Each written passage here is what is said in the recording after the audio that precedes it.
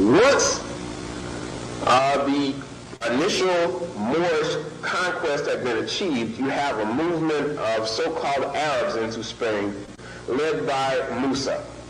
And once again, Musa is the head. I'm going to pick it up. Musa is the head of the Arab armies that had ordered the conquest of Northwest Africa.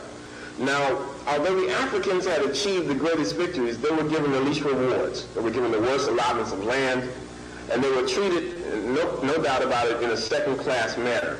Tariq himself is reported to have been publicly rebuked and was struck by a whip by Musa. Yeah, no, but it ain't the people, right? Let me help you out. I'm gonna help y'all out real fast in some language, and I know his audience is listening. Do you know the first language ever? Do you know the first language, either one of y'all? Well, brothers and sisters, brace yourself. You know, I don't know the first language ever. Apparently, he knows it. Let's listen. Yes, baby language. Baby language, right? So, baby language is a language now? All right, okay. If it's okay. Well, it's a language, we can learn it and we can speak it, right? Sounds pseudo, but it's okay. Baby language is the first language. It's Gaga Goo, like Lady Gaga, Gaga Goo. Baby speak. Who else speaks like that? Who else talks?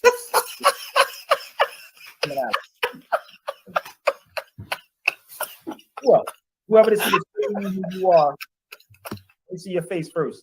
Or you're not coming on. You can just sit back. So, Gaga Goo is numbers, basically. Like most animals, numbers, hand signals, and stuff like that. Is it serious right now? Gaga Goo is numbers? You know, there's one thing I forgot, but, you know, he did say that more means navigator, you know what I'm saying? You know, so if it's a nationality, you know, navigators is not supposed to be a nationality, you know. Anybody can be a navigator, you know, it just takes a little training. You know, you don't need to earn a PhD to become a navigator, but it's okay, you know what I'm saying? Let's listen to the first language, Gaga Goo. Gaga Goo, it's numbers. Babies talk to one another. They talk. They're numbers. The other they sure do. Right? They know what they communicate with each other. They be talking with each other. You notice that? They be sitting there talking to each other. You know what I mean? Like, we don't know what the hell they saying. The other language, if y'all not familiar with this, and if it's a language. How come we don't know what the hell they're saying? So it's an undeciphered language then, I guess. You can probably find it. You should look that up too. Now, don't try to steal what I'm saying because it's going to be very hard. Give me 1 second. Another joint. Hold this up right here. Another joint right here. My Aswa Quake, Freemasonry, the origin of Freemasonry. Now look at me right quick. I think Aswa crazy. This message is for you. Aswa don't like nobody getting his information out. But this is not this Negro information. This right here belongs to all of us, man. Yo, Aswa crazy, stop calling me, asking me if I'm selling your tape. Hell no, I ain't selling your tape. Whenever you go into ancient Egypt, our ancestors got that information for us, not for you. You sound like nigga that said discovered America. You didn't discover this. I remember watching one of the tapes, brother, and not to personally attack you, but I get upset when you keep calling people, talking about this is your information. This is not yours. It's not yours.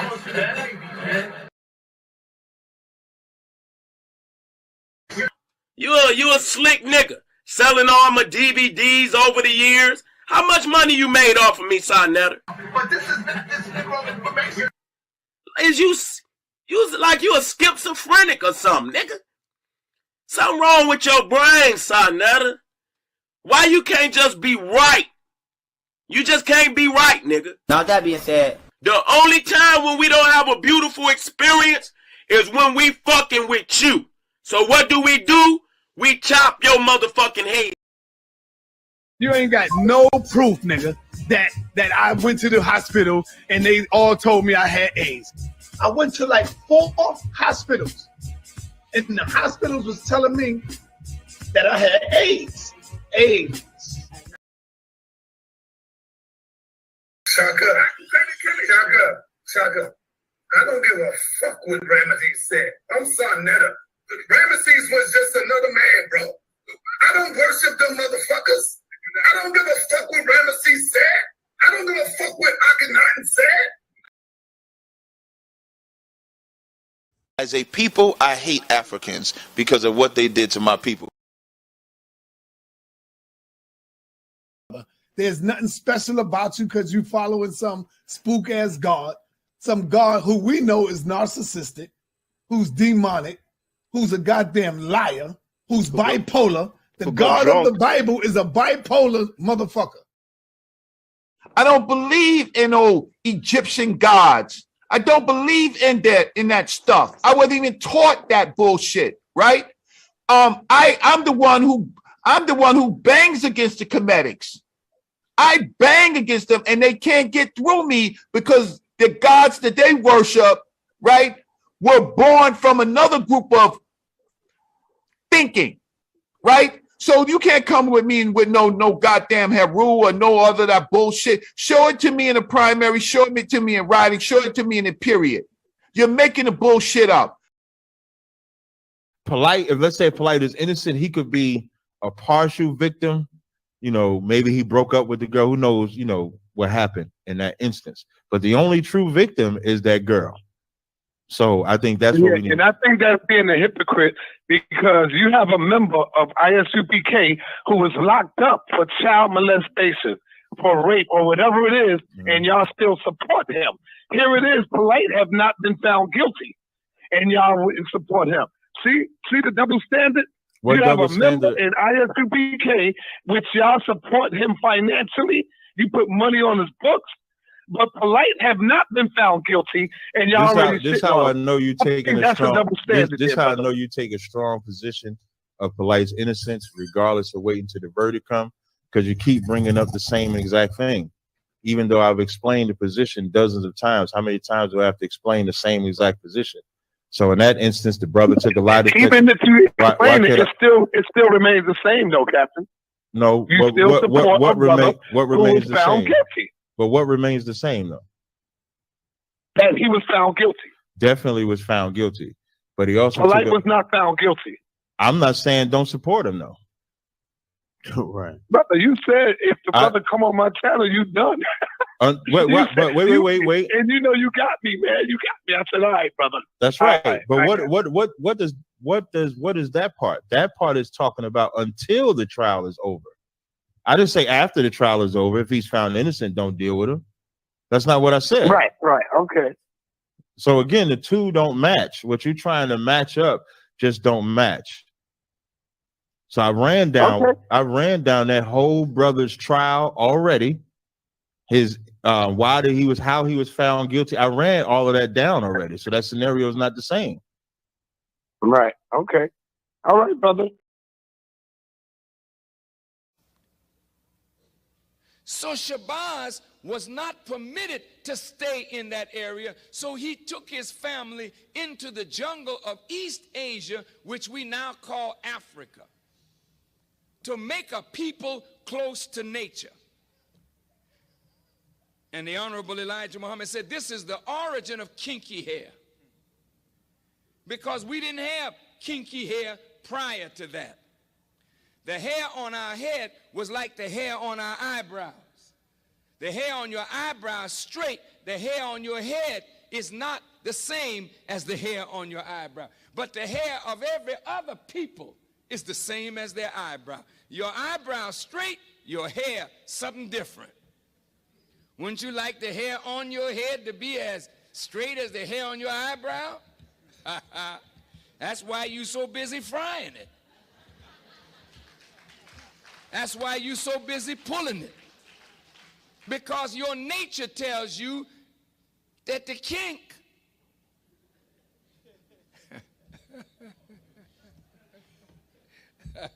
I mean, you know, with I'm black and I'm proud, we got to learn to be proud of kinks. Because most of your family of other black people on the earth, jet black.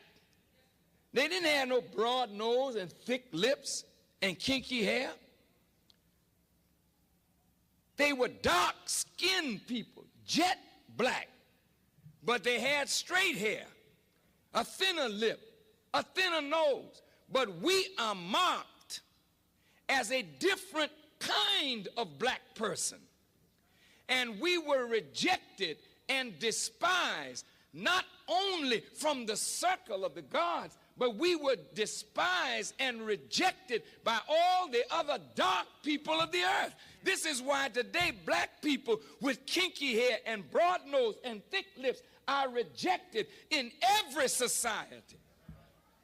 I want you to hear me well tonight. Yes, sir. Why are we rejected? Because the essence of beauty is in obedience and submission to God.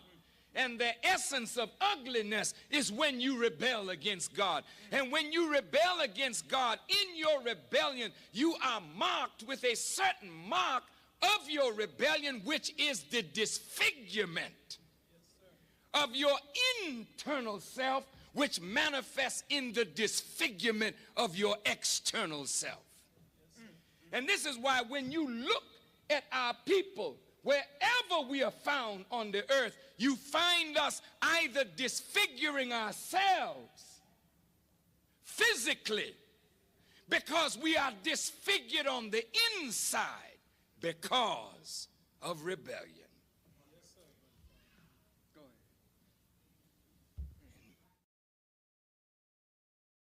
All right, peace and black power family. Welcome to another Sarnetta TV House of Consciousness production. You already know what it is. This is your brother Sarnetta. I am your host, and I'm bringing in another heavy hitter. You brothers and sisters better be ready. When we build this wall, this Kemetic wall, oh my God, ain't nothing stopping.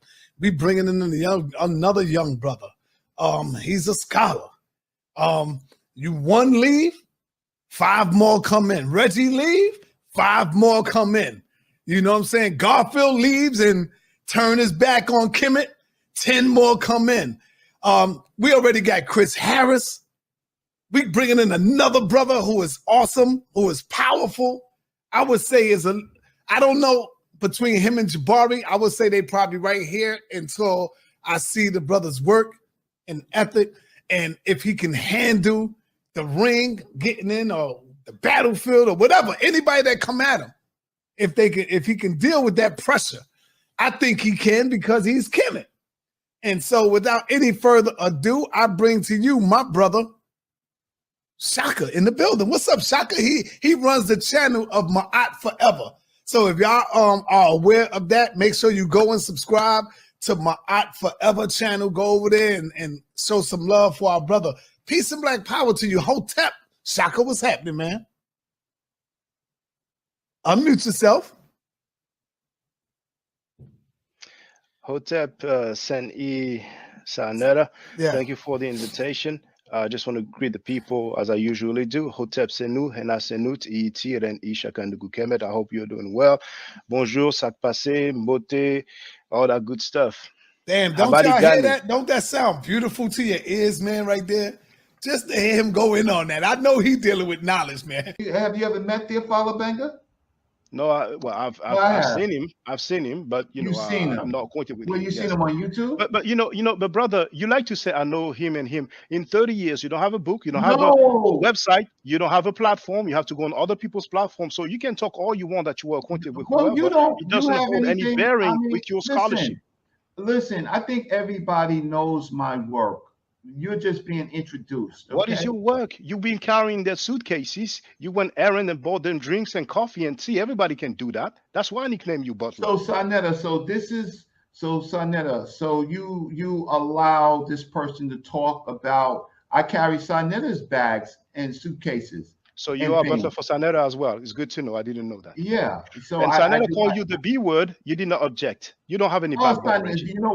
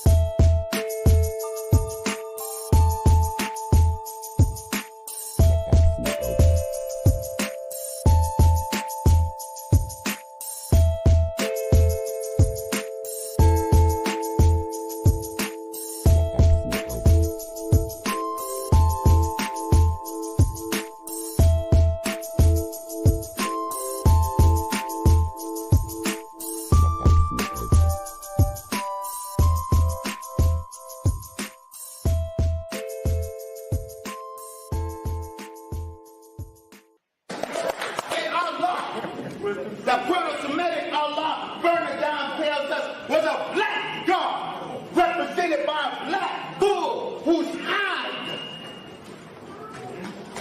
denoted his black skin. Here's the picture that he showed on the screen. It's a deity El, the god El. Pay attention to the crown or the headdress, if you will. This is a picture from the front of the same statue, a little closer, and a little bit from the side here.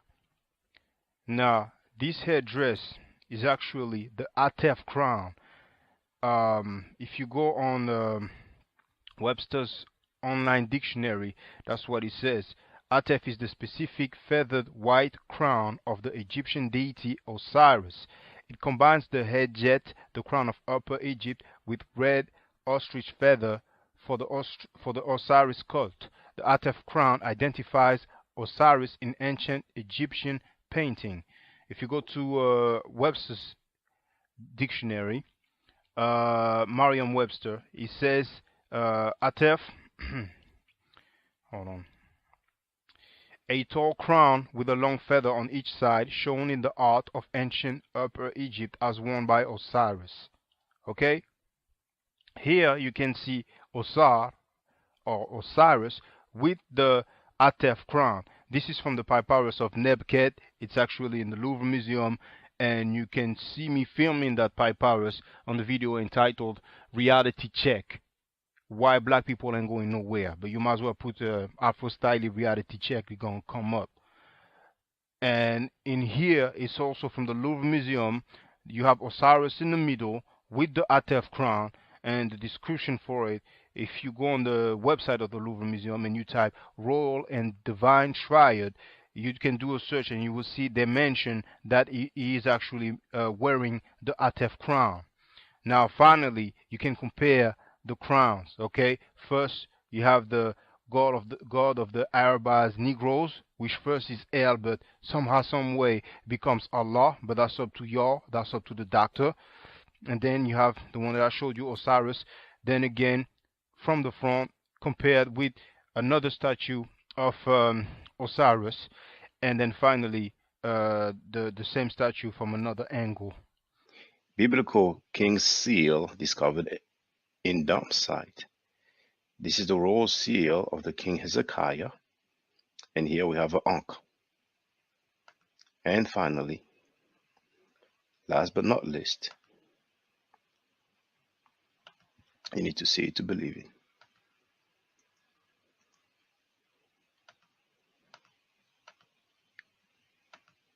The God of the Bible, El, slept in his own dung and urine. This is Ugaritic narrative poetry, page 195. And we also have this book here, the Masriya in a prophetic literature, where it clearly says that El floundered in his own feces and urine.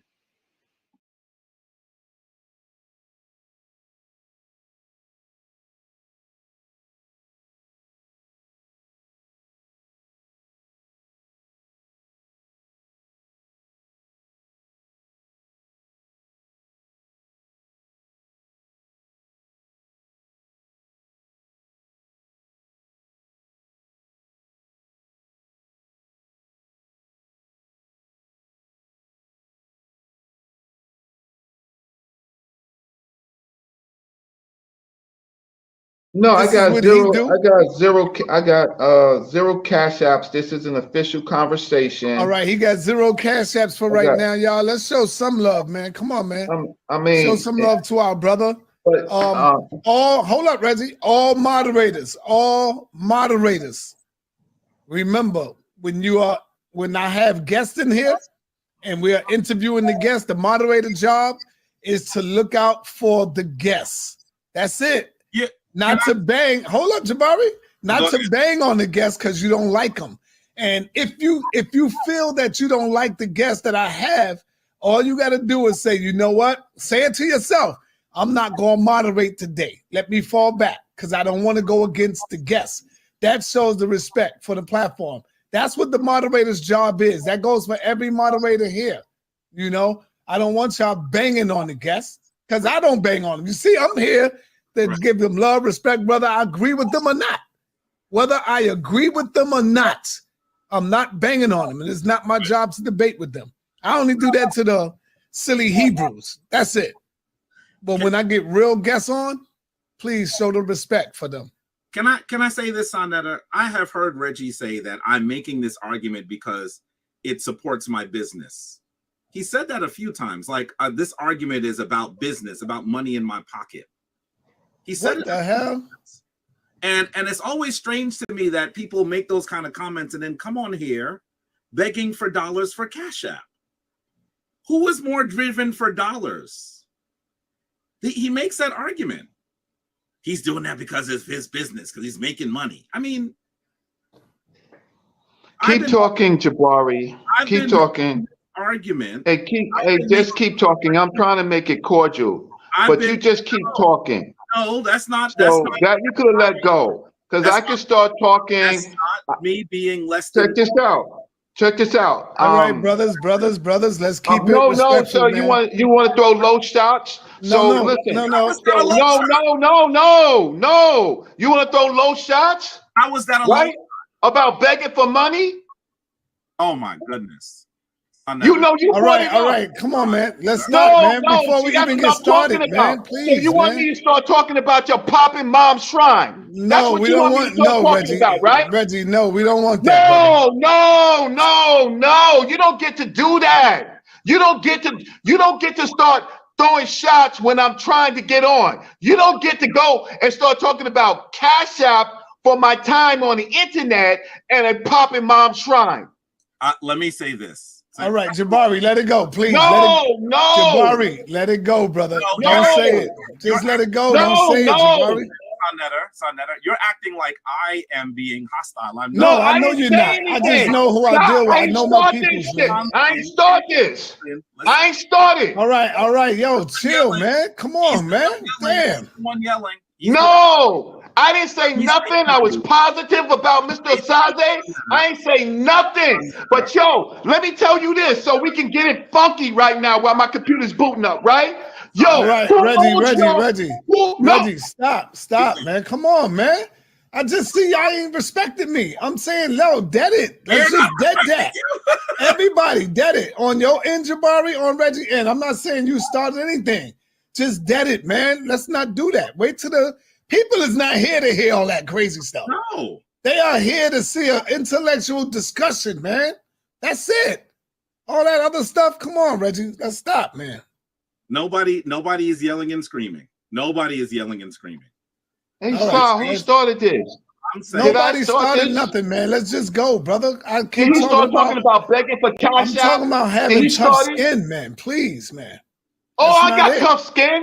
That's why I'm talking.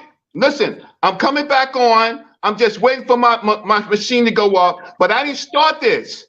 It ain't nothing. It wasn't. Come on, brother. Just so I'm begging for Cash App. Okay, so it's all right. I beg for Cash App. So what? I don't care what nobody says. I'm begging for Cash App. Then, hey, check this out. I got Yo, stop, man. I asked for Cash App. So come on, that don't mean nothing. That shouldn't get you mad. God damn, Reggie, that shouldn't get you upset. Everybody hear me ask for Cash App. So what? So why he had to say that? So why he had to say it, sir? It doesn't matter, Reggie. That should not get under your skin. Well, calm down. What you should have did, Reggie, was fed off of that and say, damn right, I need some Cash App. Send some love. Send me some love. See, that's the shit I do. That's the shit I would do. I would use what Jabari say and flip it and say, yes, family, I need this Cash App. Send me some love. Help me out. Sonetta, all I'm doing is responding to what was said literally just a few days ago about me by Reggie. That's it. And I'm doing it calmly. I'm not disrespectful. He said that I'm doing this for money. That's what he said. He said he's doing this for his business. That's what he said. And Reggie, you got to stop that, Reg, because you see when he answers that, Reggie, you get all upset. Did I bring it up today? Did I bring it up today? I'm only supposed to talk about things that you brought up today. Is that what? Okay, so you want me to keep talking, Sai? See, Sai, I'm calm. No, No, just you want me to keep talking? Just get your computer on, brother. I want. I'm waiting for it to come. I'm waiting for my PowerPoint to come up. So you want me to keep talking, or you want me to come out the base? Real quick, I'm gonna delete this show right here because I don't like it. I don't like it. I'm gonna delete this. I don't really want to delete it because we got we got 1,400 people in the building. Why are you deleting it?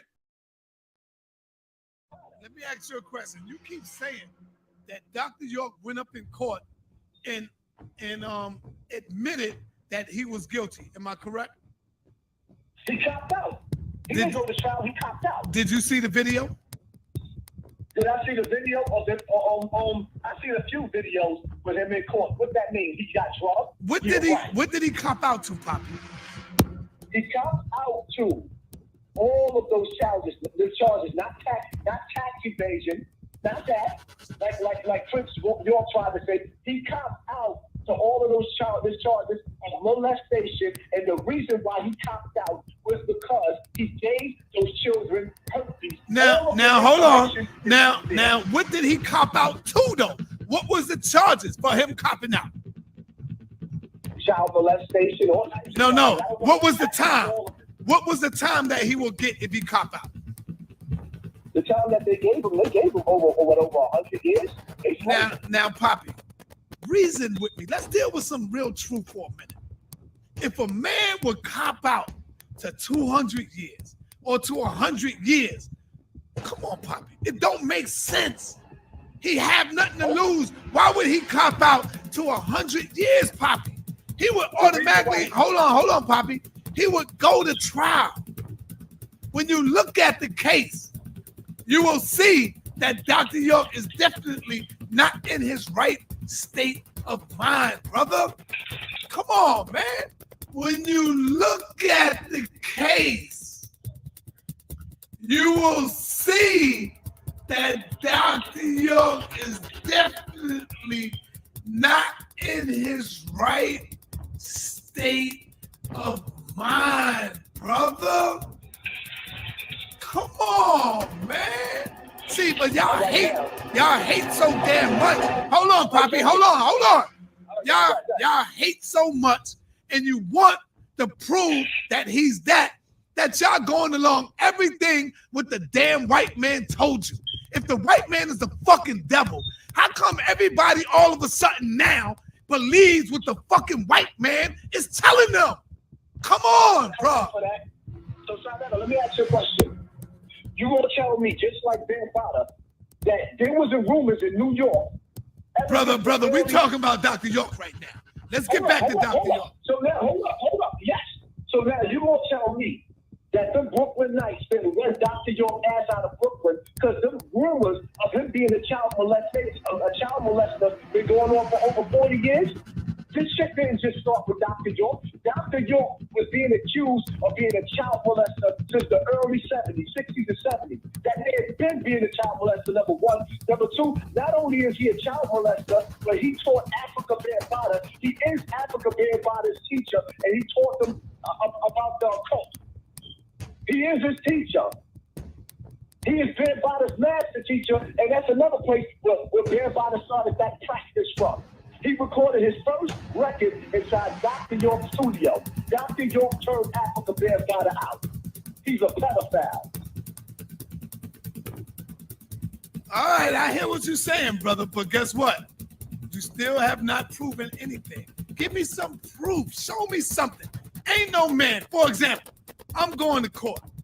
I'm not going to cop out to 100 damn years, Poppy. What do I got to lose in going to trial? I'm already in court. I'm 50-something years old already. I'm 40-something years old already. And I'm going to court for 100 years. Why would that man cop out? You know why he copped out, Poppy? I know why he copped out. Why he copped out? He copped out because he didn't want his medical records to be released and lose all his followers because his medical records told the story of him giving them children. He gave all of those children herpes. All right, Poppy. He copped out, my brother, because he wanted to release his wives. The fucking white man had all of his wives and everybody locked down in the dungeons. So he said, I'm going to take the fall. And you can see he was already drugged up, Poppy. He was drugged up. And you can see he was already drugged up, Poppy. He was drugged up. No man is going to go inside the shit and go and say, I'm going to cop out to 100 years. Who does that? You might as well go to trial. You think Dr. York was that stupid, Poppy? Something else was bigger than that. Come on, man. I don't believe, and hold on, I don't believe that Dr. York was molesting little boys. How old was Tyreek? Tyreek was what? He said he was what? 7 years old? I don't believe that. Yep. Now, I have a right to my own opinion. I don't believe that. I don't believe he was having sex with little boys. Dr. York had 50 beautiful fucking wives, women. I don't believe that. He did not go to jail for molesting. He did not get sentenced for molesting and child abuse. He did not go to jail for molesting. He did not get sentenced for molesting and child abuse. You understand you're charged with 40 counts of aggravated child molestation, which you could receive a maximum sentence of 30 years in confinement for each count, that you're charged with 34 counts of child molestation, that you could receive a maximum sentence of 20 years in confinement for each count, that you're charged with 1 count of sexual exploitation of children, and you could receive a maximum sentence of 20 years in confinement, and you're charged with 2 counts of influencing witnesses, and you could receive a maximum sentence of 10 years in confinement for each count, and that you could receive a minimum sentence overall of 10 years on probation. I'm telling you the most, the least. You understand that? Actually, Your Honor, that's where y'all all got it wrong. He didn't go to jail for that. He didn't go to jail for molesting, brother. He didn't go to jail for molesting, brother. He went to jail for a whole different other shit. He went to jail for a whole different other shit. So if he didn't go to jail for molesting, then why was those children on the stand testifying on the stand and got their testimony? And anybody, all you got to do is stay in court for the record. They testified and said everything he did to them in the bedroom. So if they wasn't in court for justice for what he did to them, then why would the district attorney even have them on the stand? That doesn't make any sense. Poppy, do you believe in the white man now? All of a sudden, you believe in the white man? Do I believe in the white man? Yeah. Did dogs fly? All right, so you don't believe in the white man. So why do you believe the white man now, brother? Why you believe in him now? Here's the thing, Si. I'm not one of those Negroes that's going to sit up there and act like 1 out of 3 females is not being molested. 1 out of 6 young men is not being molested. We know we got rapists in our community. We know that. We know the black man, when we walk the street, we hate each other. We know people go to jail for rape. Let's stop acting like black people don't commit black on black crime. Let's not act like we all don't have an uncle or a grandfather that has molested all of the children in the family. Like, let's stop pretending that the white man is mixing up the stats and that black man don't do no wrong. All right, my brother. See, now, let me talk to my people. Y'all keep saying, "Saw you wrong. Saw you fucked up on this one." Y'all don't understand. Saw you wrong. Y'all think Saw never don't know these things. Y'all are dealing with slow gases. Y'all niggas are really dumb. Some of you are stupid. And the reason I gotta come out like that is because y'all all in here, Saw you wrong. Saw, oh, how can you do that? So the really stupid motherfuckers is you. And y'all niggas are stupid in the chat room. God damn, I've been here for 20 damn years, man. You think I don't know what's going on? Come on, man, sit your ass down. Let me and Poppy deal with this shit. Sit your ass down and enjoy this damn conversation. Damn, y'all niggas is weak. Damn, y'all niggas is slow. Y'all niggas are slow, man. God damn. So go ahead, Poppy. If I was to have sex with a 9-year-old, would you say that I am a molester?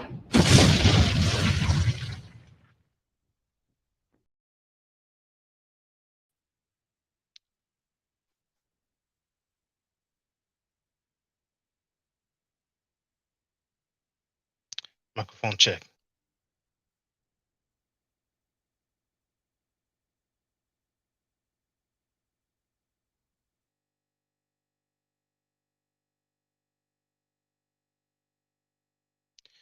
Hotep Senu and Asenut Itir and Ishaka Nugukemet. I hope you're doing well.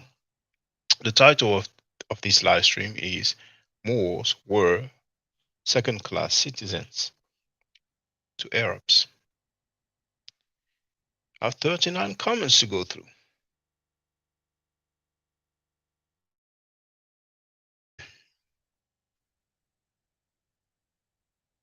B. Bennett isn't the place to be. Ching ching but to choke. Gaga Gugu is numbers. No Shaka. Oh, you know what? Share the link now. Get on the panel. You're all welcome. Frank White voice for those who've seen the movie King of New York. Oh, Shaka, he deciphered the body language. Texas Bomber is in the place to be. Andrea Brunette is in the place. They are in the place to be. Love Me Fro is in the place to be. Couldn't help but to laugh at that BS. He just called himself disfigured on the inside. And remember Car Wash, Richard Pryor, and the Pointer Sisters? But I've seen a reboot of Car Wash. I actually call it The Wash, if I'm not mistaken. Dr. Dre, Snoop Dogg. Every time Farrakhan speaks, I swear that what goes through my mind. Ching Ching has joined us. What's up, Ching Ching? What's up, Shaka? What's up? What you see you got going on over here over them goofballs, man? Yeah. This dude's the bid and Son Netter. He Son Netter trying to call him, put him on point about you. And the whole time Sabir was going at Son Netter and all of them. Now he's sucking up to him. This guy, like you said, is an anti-black person. He don't like black people. If you listen to his last video, I saw he was talking about was black Americans this, black Americans that, we not citizens. Y'all, the Dred Scott case was never overturned. Y'all, this less of a, like, what is his problem? Like, he mad because he don't get no support. He go to them law libraries every day and nobody don't jump on them Zooms. That's what he mad about. The support gone. He played out from the 80s and the 90s and his information is old. So he didn't catch up with the internet time. So he frustrated that, like Tyreek and all them getting all the attention. So he go at them dudes for shock value. Like he'd tell you, come over here, I challenge anybody. But like you said, once he get over there, oh, how much you got for me and this and that? Because the dude is a bum for real. He stay with women. He stay in hotels, paying for hotels and all this. He don't have nothing, a car, a house. That's why he always be like, you guys don't own nothing. You can't own your house, talking that more stuff because he don't got nothing. He a bum that he used women with the manipulation tactic because that's how the Moors do. That's why he mess with young women and he go around and just spew information. Like you said, Shaka, once you jumped on there, that's why he was prolonging you when you first jumped on there. He played that dumbass music because he don't want to interact with you. You know what I'm saying? But if you agree with him, boy, you the best of his friend. And you notice, I don't have nothing against the gay community, but all them dudes on there, like the dude Ephraim and all them, they are gay people. So you know, Canaan Moore said when Sabir came to Canada, that's where he hangs at. He hung up in near Starbucks where all them people at when he tried to charge them so much amount of money just to speak with him. You feel me? So if really believing, I gotta dig deep. I gotta give you them couple clips that he was with Bambaataa. If you go back and look at some of his old shows, all he rep is Bambaataa. He said he spent the night on Bambaataa couch. He said, yeah, I got the clips. Yeah, I got the clips back in the day. That's how he really got in Shaka, with knowing all these old celebrities. See, he came in the Zulu Nation with the cult, you know what I'm saying? So Bambaataa, KRS-One, and they was letting him meet all these people because all of them was studying more science.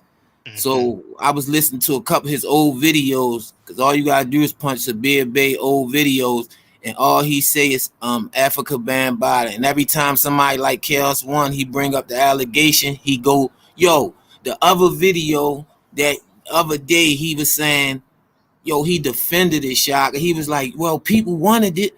People know what they want. They know the difference it is. He was like going at the victims. Like, I'm telling you, the dude is really like something wrong with that dude. And if this what he do, he set you up for loaded questions.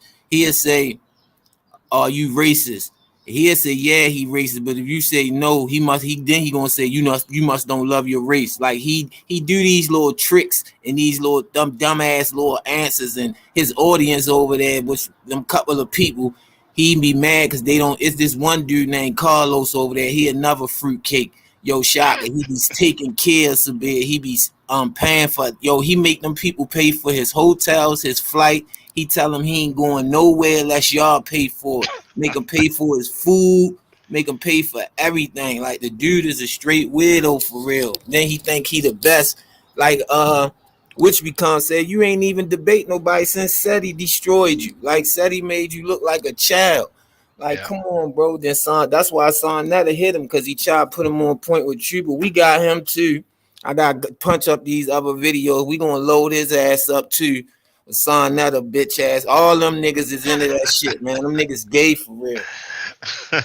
I've got to find that clip when he was like, because I be in his chat. He don't know. I got a whole bunch of accounts. So I was in his chat. He always blocked me. He be like, yeah, that's that guy from Baltimore. He know because he don't want to face me. He admitted, Shaka. He used to stay the night on Bambaataa couch. Man, Bambaataa got him. He know about the allegations and everything. Yeah, that's an interesting clip, whenever you have it ready.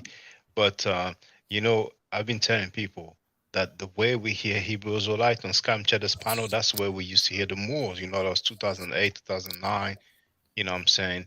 And, hey, if at least the guy's teaching proper information, I'm like, all right, it is what it is. But, the guy is proud to pose, take pictures in front of the statue of a white supremacist, man. Yeah, that's what he prays, Shaka. He don't like black people, Shaka. He love white people. If you notice, that's all he hang around in Long Beach is like he this what he trying to do. He talking riddles because he said, yeah, because I go over Colder, but they told me stay over here and they'd pay me more and this. And well, why don't you stay over there then? Then he'd come up with his excuse. He'd be like, you black people don't know nothing. Y'all don't take care of this and this. Like, nigga, ain't nobody problem to take care of your grown ass nigga just because you sitting up there saying some regurgitated info out of book that somebody wrote. That's an author. They ain't saying the author is right.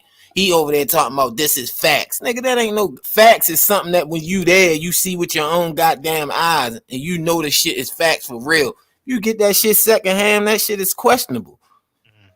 Like the nigga, I swear he another one I see. He gonna talk about he was in Baltimore. Nigga, you wasn't in no Baltimore. Nigga, if you go in Baltimore, he hang in Starbucks all day long, Shaka. Everywhere he go, he hang with. It's like it ain't no black gutter people at. He'll try to act like he doing this and doing that. You got him, yo. He talked antiphobic to black people all day long. He'll flip the reverse and be like, oh, we kill each other. We do this, we do that. Like, everybody know that asshole. Like, you be trying acting like you trying to save the world, nigga. Like, get the fuck out of here. Oh, he's pseudo, man. The Moors, the so-called Moors or so-called black Moorish rulers who conquered Europe, that's a hoax. It was just Muslims. Some of them were called Moors, and some of them were called Saracens. And there was a few black people, soldiers, and all that. But I've already played Runoko Rashidi saying that I mean, not only that, this Tariq guy who is supposedly a Moor was treated in this, well, the Africans were treated in a second-class manner, but that guy Tariq was publicly humiliated. You know what I'm saying? But even that Tariq guy, that the place Gibraltar, I think I don't pronounce it exactly the same way as English people do, but the Arabic Jebel Al Tariq, which becomes Gibraltar in Spanish and English. I don't even know what makes them say that this guy was black, because that guy was from Algeria. At least that's where he was born, within the tribe in Algeria. So if anybody want to explain to me and to us what makes them say that this dude was a black guy, be my guest. Because Munoko Rashidi said that the Africans, though they had the biggest victories, they in Africa or North Africa or something like that, they had the least rewards. Now he said Africans, okay. He's talking about North Africans, what we call Berbers. And the North Africans, for those who don't know, once again, the inhabitants of Morocco, the inhabitants of Tunisia, the Yeah, inhabitants of Algeria, why you think he they rep are North white. Africa? They are white skin. Not They are white people, and some people don't know that. They feel like because it's Africa, it's Mhm. black people. No, it's white people, just like in Libya. Libya is not really considered part of If the you heard what Maghreb. he said, remember he was talking to you. He was like, "Look who worship Ibn Khaldun, the dude Zuckerberg, Yeah. Ronald Ray. He praise all white people. All he do, you will never hear him praise the black. He hate. You know what he hate? He hate when somebody they got a top and they be like, "Oh, the first black American did this. First black person did." He hate that. Like it's a video when he arguing with a lady about the police killing people or something. And he was like, I ain't y'all people. I ain't none of y'all black people. Don't put me with y'all. So she like, what do you mean? He really is anti-black. I'm trying to tell you. That's why he talked that North Africa stuff. He don't like Kemet. He don't like none of that stuff. Like he really praised white people. That dude is really crazy for real. He crazy just like KRS-One. Them dudes think they untouchable. They using that old. See what they use is them. Oh, that's why he used the Dred case. Dred Scott case, because it's an old South case. You feel me? Back in the 1857s. Like, come on, bro. That case been overturned. That case is, if you even read into the shit, it was only half of the South. Like, it was free blacks in the North. It was, you know what I'm saying? He don't tell the whole story because he paint a narrative. And he'll go through a book and mark the book up and only read his parts of it that he wants you to hear. Yeah, I got him though. I got a whole bunch of shit he done said, real reckless. And he said the other day, yeah, he hang with gay people. Like if he was gay, he'd be better off. He was like, man, if I was gay, I'd be protected because they more protected than black people. They got more rights than black people. I was like, wow. I would love to see that, but I don't know where he gets the fact that gay people have more rights than black people. The dude, I'm telling you, he telling you, he trying to tell you, but he ain't telling you. The dude fruity. The nigga only he a fucking midget. He only 5'3". He real little. He got short man. He got short man complex. Because if you go back and look at that video with him, and he was at Sarnetta outside. He was the littlest one out there, even with littler Taj Tariq Bey. Yeah, he was little than Taj Tariq Bey. Then you see he ain't have all that mouth out there when he was outside. He was real quiet. He ain't have all that mouth around SETI. All that tough talk. He tried. That's why I told you he tried to play. You talking about I chewed that French dude up. Like, what did you do? You ain't even do nothing. That's why I pulled up again. And everybody saw the dude wouldn't let me speak 1 minute, wouldn't let me speak half an hour. He's lame. He's known as Mr. Gaga Gugu now. I mean, it's embarrassing. Yeah, he a fraud. He just like the rest of them. Yo told the people, Shaka, I mean, you can go up there like they say, get your donations, do what you do for your work on your panel. But when you come to force people, he told them when he go over Spain, he only gonna get on Zoom, and the Zoom is going to be $250 or $300 just to show them some buildings. $300? Yeah.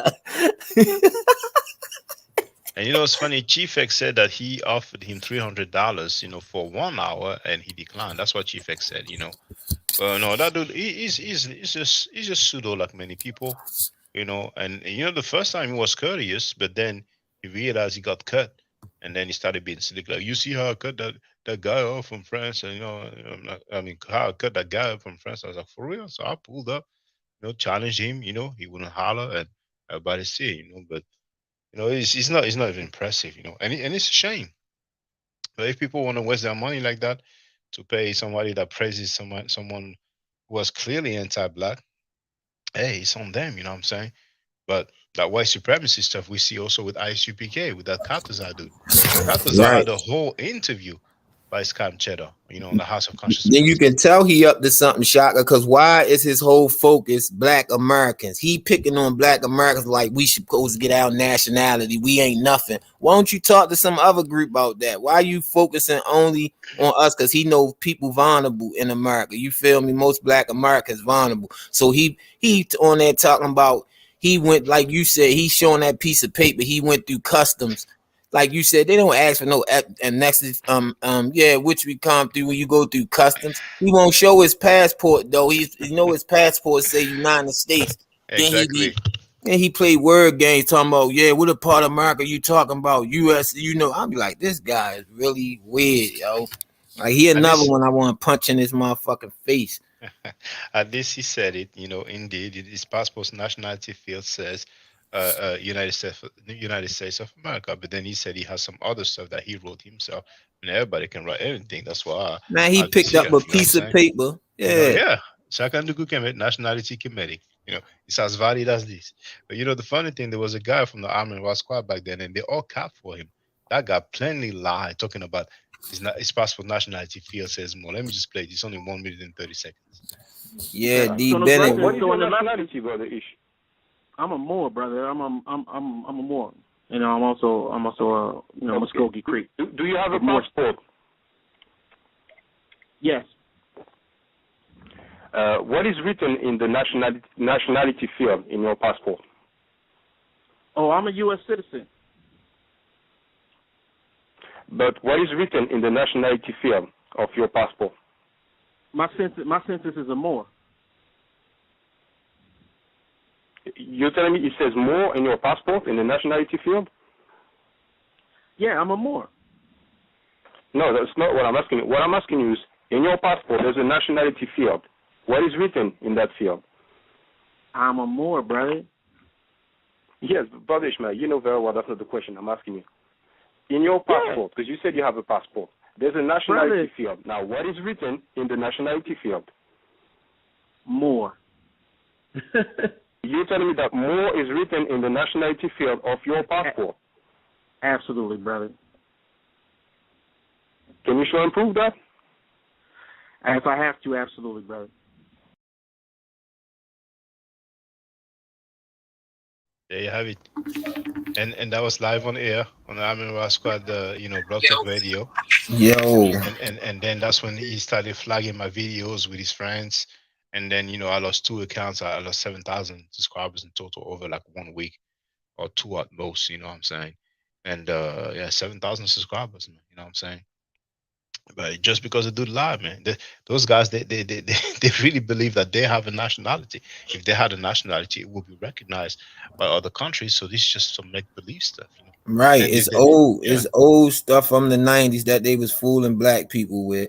By the time the 2000 internet came, that shit got played out once people started doing their own information. That's why you notice the COVID shut all them stupid ass lectures down. They can't. That's where he was making his money at, doing them lectures. He can't get no lectures no more. So he frustrated.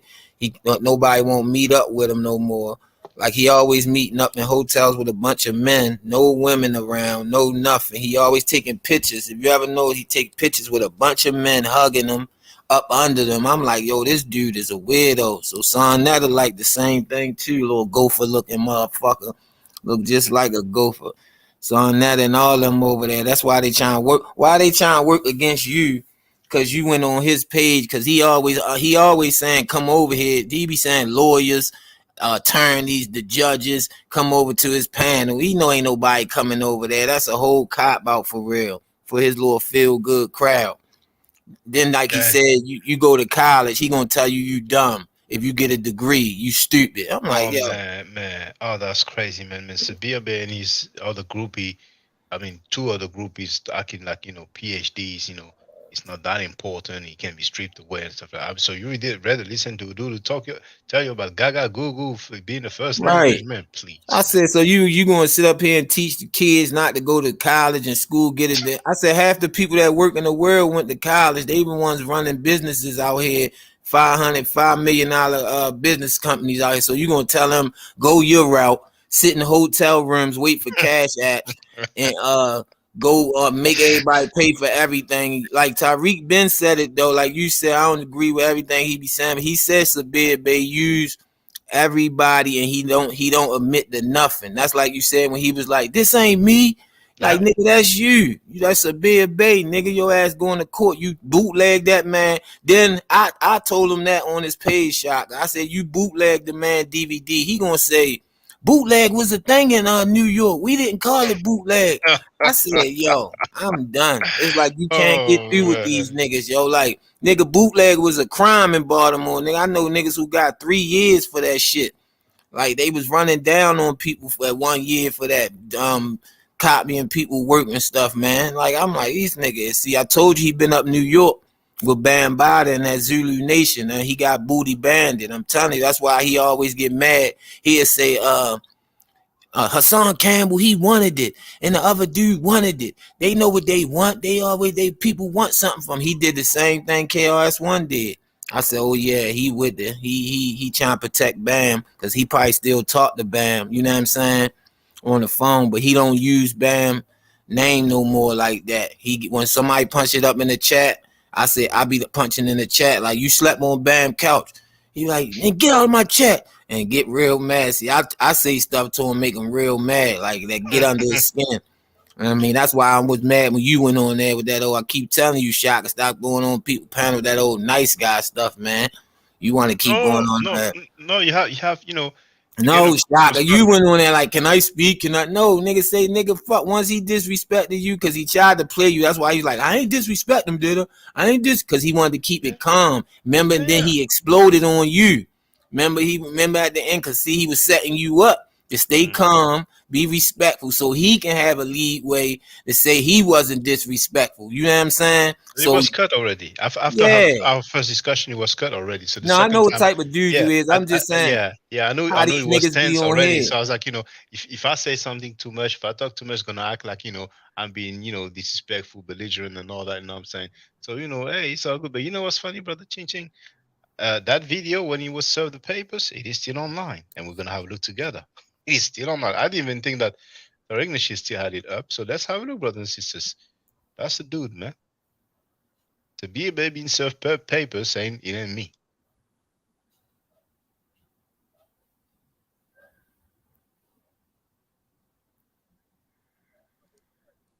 How you doing, brother? What's up, bro?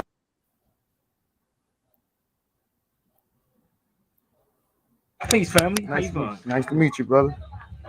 What's this? Oh, that's for you. It's for me? Yes, sir. I was just paid to do that. So you have a good day, sir. Is it the same day? Your name is on there. I'm not. Your name is on there. I'm not. Your name is on there. I'm not. But you got me on the counter. That nigga crazy. I want to get a strike with the music, but you know. And you know that's the day Shaka he posed had a lecture, but nobody showed up. He was giving a lecture. Tariq was saying he gave a lecture at that store and didn't nobody show up. So he was mad at that. Hey, but we have it on tape, man. He was served some papers. I got some clips for you tomorrow. I'm gonna dissect them out today, man. Once you hear what he be saying out his mouth, boy. And hey, what's up with Son Cheddar, bitch ass? He don't want to come over here and get no smoke. He want to keep running the Judah Nash page. He never come here. He's a Son Neter. We all know he's a bitch, man. He's you know he could have come so many times. He can't come tonight. But he's a lame dude. You know what I'm saying? I'm not even worried about this dude, man. Yeah, they gonna talk about you made 80 videos. You right, it's the internet, nigga. It's content. You can make videos about who you want. They act like when it's come to them, it's certain rules apply to people. Like you can't talk about certain people. Like, come on, bro. It's not just him, it's the whole crew and the scammers. Yeah. The thing is that, he has 200 videos of Polite. I took the time to count. So he can talk 80 or 70 videos all he wants. He has 200. So, it doesn't, Man, Shaka, you can talk about whoever you want to, man. Man, they keep talking that France shit, nigga. You got American friends. You is American. You just like us, but you isn't in France. Them niggas always trying to use certain shit against people so they can hit them below the belt, my nigga. Like, he know what's going on in America. He know what's up. Like, he talked to us all day. Tell them, nigga, I told you. Send them niggas say that. Say, won't you meet up with Ching Chang? Won't you meet halfway? We can meet in Philly or Jersey. Come up the turnpike. That Chris Snakes dude, you know what I'm saying? Oh, he was like, yeah, if you're in America, the Conclusive does, you know what I'm saying? And, you did tell me where you at. I'm coming to meet you now. He ain't talking no street stuff no more. Yeah, he got his pom-poms on. He just I'm going to tell you what he going to do, Shaka. He wants some of Son Netter crowd. Then he going to wind up beefing with Son Netter. You feel me? And going at. That's all he doing. You got watch. That's what he did to SVDL. He tried to do it to Judah Nas. He did it to everybody, but see it ain't work. He was over there with the dude Taz Exclusive tried to do it. The argument league, he tried to steal all their crowds, but he knew it ain't work because they ain't really have a big following. So now he on Son Netter's going there real proper, talking like he know what he talking about. Come back on his page. Oh, Son Netter's a good guy. Son Netter never does anything. Those guys just be picking on Son Netter. Son Netter's a good guy. I know Son. He never, but you fucked up Son Netter money by leaving debates.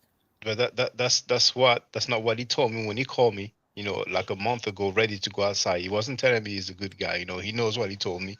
But he's gonna get. He's kind of almost kicked out of the crew. They don't want to act like they're united, but ever since he revealed that guy in prison for child molestation is to Zayak's cousin, that's it. You know what I'm saying? We know Garfield hates his guts, and it's like, yeah, they gonna play each other against each other like they've been doing. You know what I'm saying? When you got a bunch of egotistic Negroes around like them, they always gonna be against each other. Like he don't really like none of them because he want to be the star of the show. Like these guys want to be on. Remember the old school show, Star Search?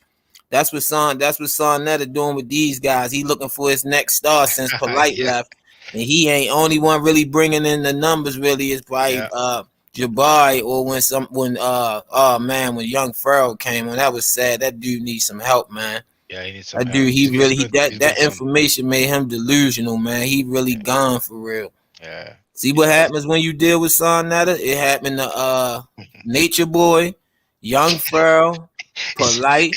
It's a curse. Yeah, it's a curse, man. It's like you go over there, man. These dudes. Like the dudes going out with the Kardashians. There was always something happening to them. You know what I'm saying? I mean, it's Cheddar, man. This is a bunch of weirdos, man. This dude needs people. Try to you see what happened, Chichi. I played the guy Tahuti saying that he saw. The next thing you know, you see Tahuti. Once again, he's been there before, but it's been a minute we didn't see him. Then I'm addressing the foolishness of Sabirbe, and he contacts Sabirbe, and I'm saying this. He's weird by himself. The dude said we the same as Arab people. He said us black Americans. He's crazy. Arabs. He over there. He take 2 trips over to Spain, and he think he owned the whole goddamn Spain. Then you should have seen him, Shaka. He took a trip down Alabama. Guess what statue he went in front of and made fun of it? Which one? They got a statue in Alabama where they got the Dugs where they was biting people at. He was like, yeah, look what they was doing to y'all people down here. Look what they making fun of it, Shaka. Like, I'm like, this dude, what he do? He play reverse psychology. He attack black people to get them emotion so he can get them over to his panel and he can dish you. You know what I'm saying? And play games with you. I know his tactics. He don't really got no content because all he uses, oh man, Chaos One was with DL Hughley, and then Eddie Murphy came in, so them little stupid crowd he got over there, they be all excited. Oh, he was with Eddie Murphy. Like, come on, bro. Like, that's get the hell out. Stuff. Yeah. It's like you don't respect a real man. Like nobody don't respect them celebrities after they take an oath. and they selling our people out, bro. Like, come on now. But you know, it was funny, man. I didn't expect him to be that pseudo, though. You know, I mean, I know the Moorish stuff Yeah. is played out, but you know, this guy got Gugu, this, like, you know, what I'm saying that the Ibn Khaldun tried to act like the dude wasn't racist. Like, what more do you want, man? I gotta We're say not you even human beings.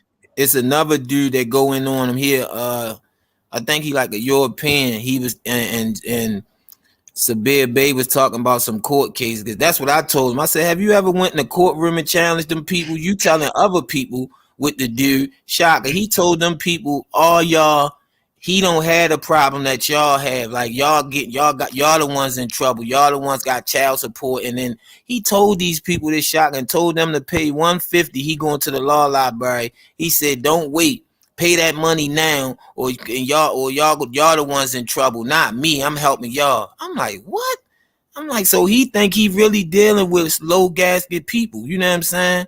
Like, even if you had a problem, Shaka, a court case, you think you would run to YouTube and get advice from somebody, or just go pay a lawyer and deal? He act like all lawyers bad. Lawyers, a lot of lawyers beat cases. You can't win every case. That's the justice system. You know what I'm saying? He acting like lawyers is the baddest people in the world. It's delusional. It's delusional, man. Yeah, he really is. But you know, the sad thing is that, you know, him being pseudo by claiming that, you know, the Moors were black and they conquered Europe and the Arabs were black people, and the Hebrew Israelites saying that, you know, we are Israelites. I don't know where they get that from. That 12 tribe chart is just pseudo and made up, very recent. And over there they call it scholarship. You know what I'm saying? And like Hassan was saying, all of them taught each other. Shaka. It was Dr. York, Bambada, you know, he was Moors. Sabir Bey, all of them was under the Moors. They was all practicing that Moor stuff, that weirdo stuff. Tahak, what's the other one, the old head, you just said his name? Taj Tariq Bey or Taj Tariq Bey. You know, they was selling that paperwork back in the day too, but they sovereignty packages. Yeah, and giving out them ID cards. It's a ID page called True yeah. Science. The page called True Science, where he be debunking all the Moors, crazy Moors. And he got Sabir Bey and him on there. I'm like, man, it's sad, bro. It's sad, Shaka. Why people are doing this stuff first? Is this that's where they got it from. So exactly. Yeah, and it's sad that he got a bunch of old people that's falling for this, yo. Like, you go over there, he's saying he really hate when you say black. I say, brother, black is being used as a culture thing. Like, everybody know what you mean when you saying black. Everybody know who they is, but they use it as a culture, as a like hip hop came from street culture. He trying to say hip hop came from KRS-One. If you go look at the real stories of hip hop, like, they left out DJ Mario and all of them, you know what I mean? And Bambaataa and them wasn't even the ones who really created it. It was That's after. Yeah. You know, I mean, you know, Kool Herc, you know, is really credited as, you know, the one who did but they watched them dudes in the streets. It was a street thing, because, you know, people was in the street, so they expressed their self. They was expressing the poverty, the stuff that was happening to them. Because remember, they was rapping about street stuff until Africa Bambaataa went and messed with the Europeans. Then he started taking it to that punk rock stuff, like that Planet Rock stuff. You know what I'm saying? That's when he started hanging downtown with the Yamins. You feel me? So, and that's where he brought all them in. So he was like, if y'all want record, like, yo, like Hassan Campbell said, Shaka, what's my man and them, you from up New York, used to have a nice song, Conquest? Yeah, Conquest. He got all of them, Shaka. Like, that's how all of them got on, because of him. And if you go back and listen to a lot of old raps in the 90s, a lot of them praise Africa Bambaataa, Dr. York. And this is a big sex cult, because they was up there messing with underage girls. Foxy Brown, Little Kim, and all of them was underage. It's sad what hip hop did to this culture. And he tried to say hip hop he was named the fifth element by the pioneers of knowledge. Nigga, if you don't get out of here, like, this dude really think I'm like, yo, what's wrong with this dude, bro? And that's sad, man. Yeah, it's sad. Like, you was chopping him up. We got some videos for him. We gonna chop him up, and we gonna chop Son Neter ass up too, because I gotta find some other stuff on Son Neter. Oh, he was All day, really, every day. yeah, All day, every day. Now let me just say this, love me for. I think Jaguar right is a bit off. You know, I saw a video of her getting arrested. I don't know the taking her to some sort of mental institution, but I heard a fair bit of things that she said, and a lot of things that she said cannot be substantiated. I think she's going through some things. You know what I'm saying? A bit like Kanye West. You know, not to the same level, but go ahead, Ching Ching. yeah. When you're dealing with that industry, that's what happened. Like you get so much money, like Kanye, he started dressing like a bum. Like it's like Yeah, I saw him reverse. wearing leggings a couple of days ago. Like, you know, He started wearing clothes with paint all over it. Like this shit is crazy. he's going through things, man. It's like but our people, man, they'd rather listen to celebrities than listen to PhDs, listen to scholars, you know. And once again, even if someone doesn't have any credentials in academia, you know, if he can back up what he said, then that's interesting. But displayed out teachings, you know, the Moorish teachings, the Nation of Islam teaching, you know, that also teach that we are marked and disfigured and the essence of ugliness, and we have Parakan on tape saying that. And then also, you know, the Hebrews or lies who not only don't disrespect Africans, but also they have some rape doctrine. You know what I'm saying? And we've seen GMS in the street talking about, yeah, you know, they're gonna get them young. You know what I'm saying? 12-year-old, 9-year-old, and they're basically justifying rape, saying that rape simply means to grab. I've been playing it so long because it used to be my intro. You know what I'm saying? And this thing that GMS was teaching in the street, that's what many of these Hebrews are like. You know what I'm saying? That's how many of these Hebrews are like organization get down. And even that Scam Cheddar, he said it on tape. He said, you know, he doesn't want asking for the names. He said, okay, I ain't gonna say any names, but you know, there's a lot of Hebrews who like to teach that. He said it. I have it. I have the clip there. So, you know, those people, hey, it's only so long fake ones can pretend, you know. And they are on survival mode. You know, when that trial with Polite will take place, I cannot predict the future, man. But his chances of getting out are extremely slim. And Polite is gonna sing. Polite is gonna sing, and we're gonna have some revelations, man. Yeah, that's what they said. The Sabir Bey people's like that's what he said. He defended. He said everybody messed with young girls back then. Everybody had a young girl. Everybody. Well, Said, the thing is that now it's not back then. Now it's Polite's case. Polite's case is in 2 months, less than 2 months. You see, and you know, I think he's gonna sing, and I would have never thought that the guy in prison for child molestation was actually Tazayak's cousin. But you know, Chris Next, he ran his mouth, so I'm like, dang, the money that he gets from the debate and the oil, his promotion on Scam Cheddar, some of it goes to his cousin, man. That's the irony. They have more respect for child molesters than just normal people. You know what I'm saying? But hey, no matter what you do, man, somehow, some way, it's gonna come back at you, man. And this trial, I think, is gonna be a big karma for these guys. You know what I'm saying? And you know, besides the rape, that damn Reggie, that butler, he's capping for Garfield, and Garfield is his karma. You know what I'm saying? See, the other day there was Smash Rockwell. I think you've heard of him. He had the live stream, and he was dressing polite. And the title was, you know, it's like a scamming in the community or something like that.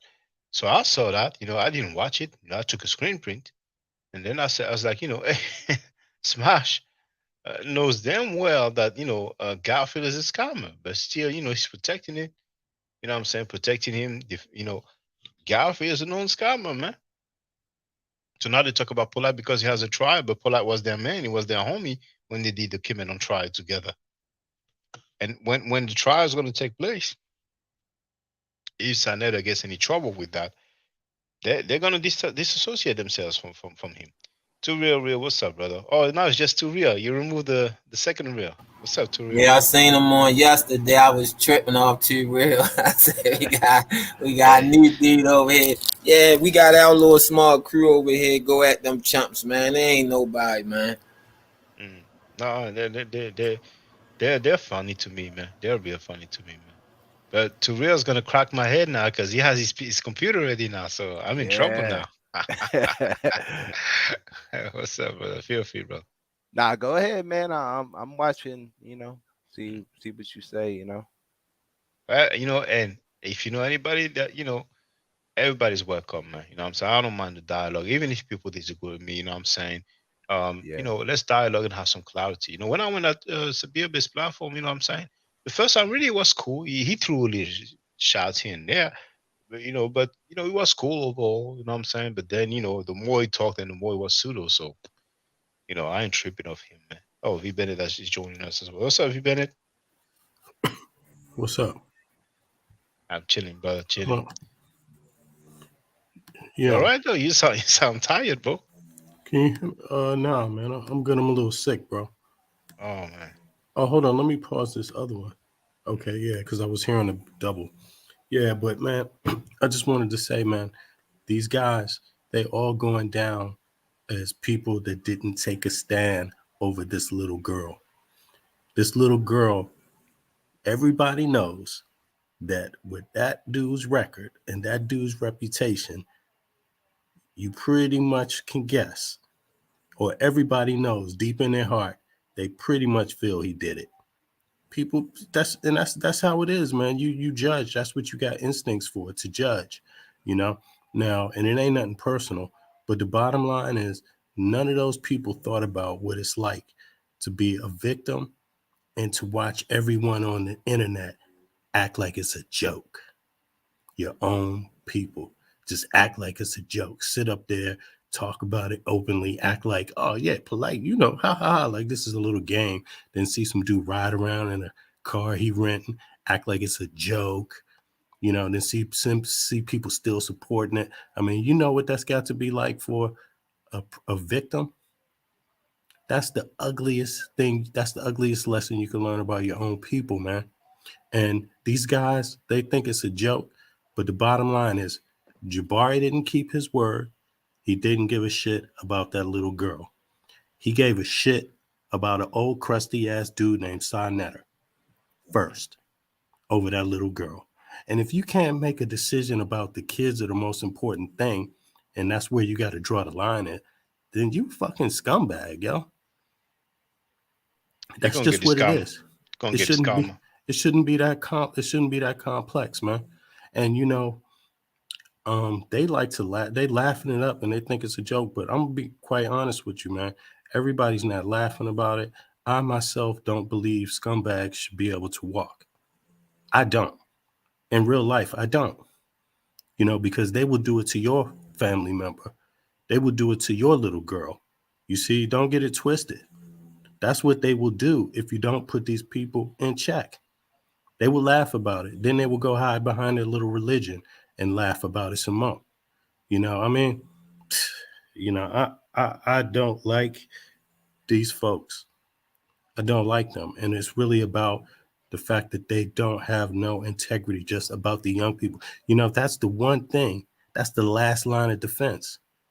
That means if you didn't give a fuck about your neighbor, the adults, you could have sold crack to the adults. You could rape the adults. You could rob the adults' houses. You could steal from their cars. You could steal their identities and rob them. You could do anything you want to all the adults in your community. But they didn't stop there. They said, nah, fuck the little girl too. It's crazy, man. They're gonna really get their karma. They will get their karma, man. Something, man. Yeah, I'm just like, and just keep in mind, me, once I caught whiff to what was going on, I was like, fuck no, I don't need to be down with that. I don't give a fuck who these dudes are or what they think they can do to you. A lot of them think they can do shit to people. And it's like, yo, the reality of it is that some people you can't do shit about because some people will hurt you for real. Like, just straight up. You can't do shit. Try to go around my family and see what's going to happen. You get some bullets in your ass in DC. Just straight up. That's what you will get. And ain't nothing going to happen to them either because you came fucking with them. You see, that's how it is. And everybody's going to say, let's take a look at who this nigga is who got shot. Oh, he's a rapist? Oh, he got a criminal record too? He got a scumbag record? Oh, yeah, he want to go fuck with this nigga's family? Oh, and what they do? They shot his ass? Got a motherfucking permit for the weapon too? Okay. Oh, well. Rest my case. These guys, we allow them. We allow them. And, in New York, they let them sit up there. They let Sa Neter sit up there with Ashwa Kwesi's tape and diss Ashwa Kwesi, pretending like they don't know. Look, too real. No matter what you believe in, imagine if you went out there, spent your money for your people, took trips, documented all the trips, cut all the information together, right? You used all your money to do it. You had to work every step of the way for that money. And then you got a dude like Sa Neter sitting there on the corner selling your goddamn work and is pissing on you in your face, talking about, who are you? Like you can't just go up there and slap his ass up. You see what I mean? Like, really? You know, that's how they treat in life. That's how they treat them. That's how they treat people. So it's like, yo, man, if you don't understand you're not supposed to treat people that way, you know, then something real wrong with you. And the thing he said, that's not your information. It belongs to us. So why is he charging for debates then? You know? Yeah. If he follows that standard, the debate should be free then. You know what I'm saying? I mean, Right. that's just ridiculous. That's just ridiculous, man. Exactly. And guess what? Guess what? Ashwa Kwesi got a wife too. Yeah. You know what I'm saying?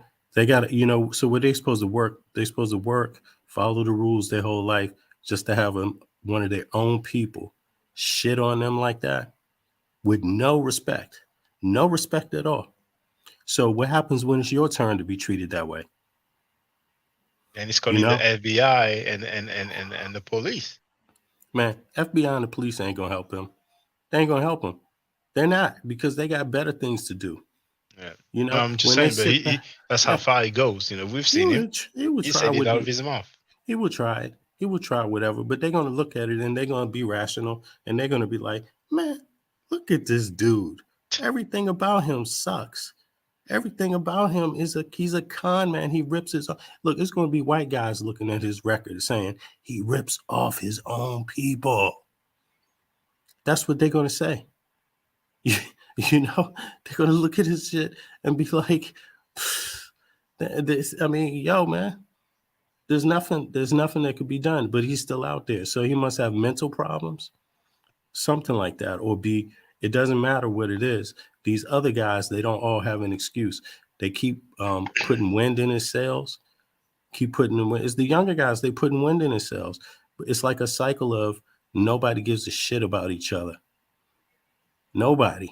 You do something bad, they put wind in your sail. The next one do something bad, they put wind in the sail. The next one do something bad, they put wind in the sail. The only people getting wind in the sail is the people that keep lowering the bar. That's like, you know, that's crazy, man. And they have a nice little cipher going on, but it's also going to go down as the black exploitation group of the century. Like, it's going to go down like that. People are going to be watching these YouTube clips and they're going to be literally like, these were the scumbags of the millennium right here. The scumbag. And they ain't going to be talking about you too real. They're not going to be talking about you. Straight up. They won't be talking about you. They're going to be like, you know, I'm not really a black Hebrew Israelite, but one thing I got to say is that too real though, he's a good dude. He's a good dude. He's a solid dude. That's more important than anything else. That people just say you're a solid person. You know what I'm saying? But when they look at these guys, they're going to be like scammer, fake religious dude with an unk, pedophile. You know, like it just won't stop. The list won't stop. You know, African hating, xenophobes. I mean, black women are bitches. Where is it? These are really the guys. That's their record. That's what they're known for. Yep. And you know, when Jabari go around and he come across more people, you know, what he think that record going to stick with him too. People going to say, yeah, you think you can fool everybody, but you was the dude who sat up on the panel with a black man that called a black woman a bitch, and you kept going back. You phony. You know, and that's the thing about it. I'd rather have somebody that really believes in what they believe in, you know, and be able to draw the line somewhere. I mean, than to just be like, I mean, in some way, Tazariak is better than him. Because as sick as Tazariak is, he might really believe some of that crazy shit.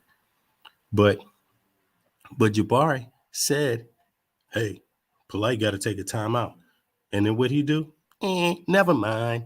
Nobody listened to me, so I go back. Oh well. You know, it's like, damn, dude. It's like that. You know, that's a bad friend to have. Imagine a friend that you think got a spine and you think going to be with you all the way. And then all of a sudden, right at that point where you need him to take a stand with you, never mind.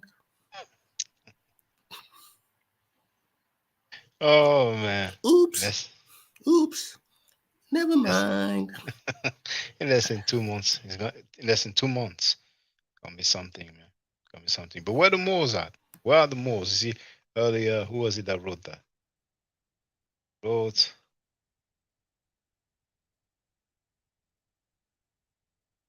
all that talk. And here. I appreciate that though, what you said though, Bennett. You know, I appreciate that, man. You know, yeah, we got to be honest whenever we, you know, whenever you're up here talking to people, especially if you have a big following, you know, you got to be honest. So, but yeah, I just want y'all to get it all out, man, because I came to crack Shaka's head. Go ahead, And I'm gonna crack Bennett's head too. Both of y'all, man. Feel free. Go ahead. Now y'all go ahead. I'm anxious to see. So I heard you say that they are you saying that black people were the minority with the Moors, or what are you saying like that? Yeah, there will be a minority. Or in other words, there will be less than white Arabs / Berbers, because when it comes to Europe, I don't know if there were more Arab people or more Berbers. If I was to guess, I would say probably more Berbers, but I don't have the data. But yeah, I would say among those people who conquered and ruled parts of Europe, I would say that black people are a minority. But then again, we have to be specific. If we're talking about the rulers, they were not the rulers. That's for sure. Now, as for the numbers, honestly, I don't have the numbers. But from Golden Age of the Moor, we can see that, when you have a group of those people, then usually, they are less numerous, So I'm more focused on the leadership, because if somebody was to ask, when it comes to the U.S. Army, are black people a minority? Some people will say no, some people will say yes, because we know that there's so many jobs that black people cannot have in America. But when it comes to the U.S. Army, they accept anybody, what I'm saying, regardless of their background, unless you did something real crazy like terrorism or, playing with girls or whatever. But I mean, dear girls, children. But then some people will say no, it's not a minority, but with the proportion, with the amount of black people in America and the amount of black people who are among the U.S. Army, then maybe by proportion it may be higher. But feel free to. Oh, I'm just gonna fall back. I know you just came on here, so I'm just gonna let you kind of like. No, I'm cool. I mean, I'm waiting for okay. for all Well, smoke, all discussion. Everything is welcome. So I was gonna ask you if you ever heard of Richard Fletcher. No. No, you never. He had the book. If I can see here, I forgot the name of it, but it's called Moorish Spain. Have you ever read any of that one? No. Okay, yeah, he just said I had looked up this stuff a long time ago, and like I said, I'm not a Moor, so I don't believe I'm a Moor or whatever, but I do believe that the Moors were predominantly black. That's my understanding. But if I can share my screen, I'll show you. Of course. I don't know how to do that. What is that? I press present right here. Now you see at the bottom. Well, first you need to to be. Oh, you're on the panel. What am I saying? You're already on the panel, but what's that? Okay. Now you see at the bottom of the screen, you have mute, you have stop mic settings, and then you have present. All right. So you can hit present. Is it the internet page you want to share? Or is it your screen you want to share? The internet page, but I'm not on the page right now. Oh well, just open the page. It's best to use Chrome. You know, if you have Google Chrome, it's best. It works best with Chrome. Okay. So tell me when you have the page up, and then we can work our way through.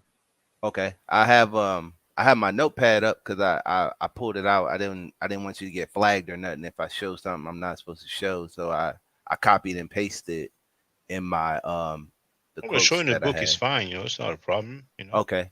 Yeah. Yeah, because I use I'm not supposed to say this, but I use my girlfriend's account because she's in college, so I could get into like the libraries, you know, and read Yeah, some stuff. I know. Yeah, Yeah, I got that the same access also. I mean, it's not the same library, it's not the same school, but you know, they give you access to a fair bit of books. You know. yeah, but I mean, I could read this one. I don't have to share my screen for this, but it says it is customary to refer to the events, meaning the invasion of the Arabs coming in. And it says it's customary to refer to these events the Arab or Islamic invasion and conquest of Spain, but only in a very limited sense was this the case. It was mainly Berbers, and this is coming out of the book Moorish Spain.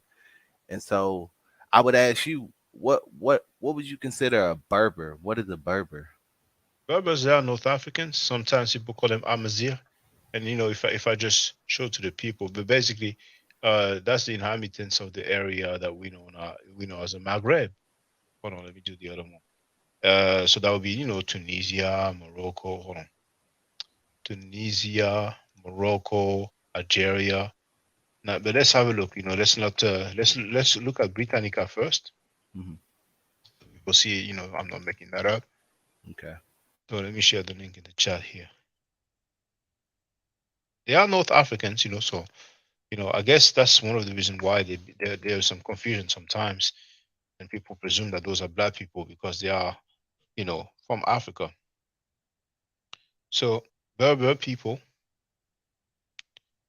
self-named Amazigh, plural Amaziren, any of the descendants of the pre-Arab inhabitants of North Africa. And they are saying pre-Arab inhabitants, of course, because you know, in the 7th century, there's a spread of Islam, and you know, the Arab people they moved about, you know, went to so many different places, including the Maghreb region of North Africa. The Berbers live in scattered communities across Morocco, Algeria, Tunisia, Libya, Egypt, Mali, Niger, Niger, and Mauritania. They speak various Amazigh language belonging to the Afro-Asiatic family related to ancient Egyptian. And now, just to have some visual,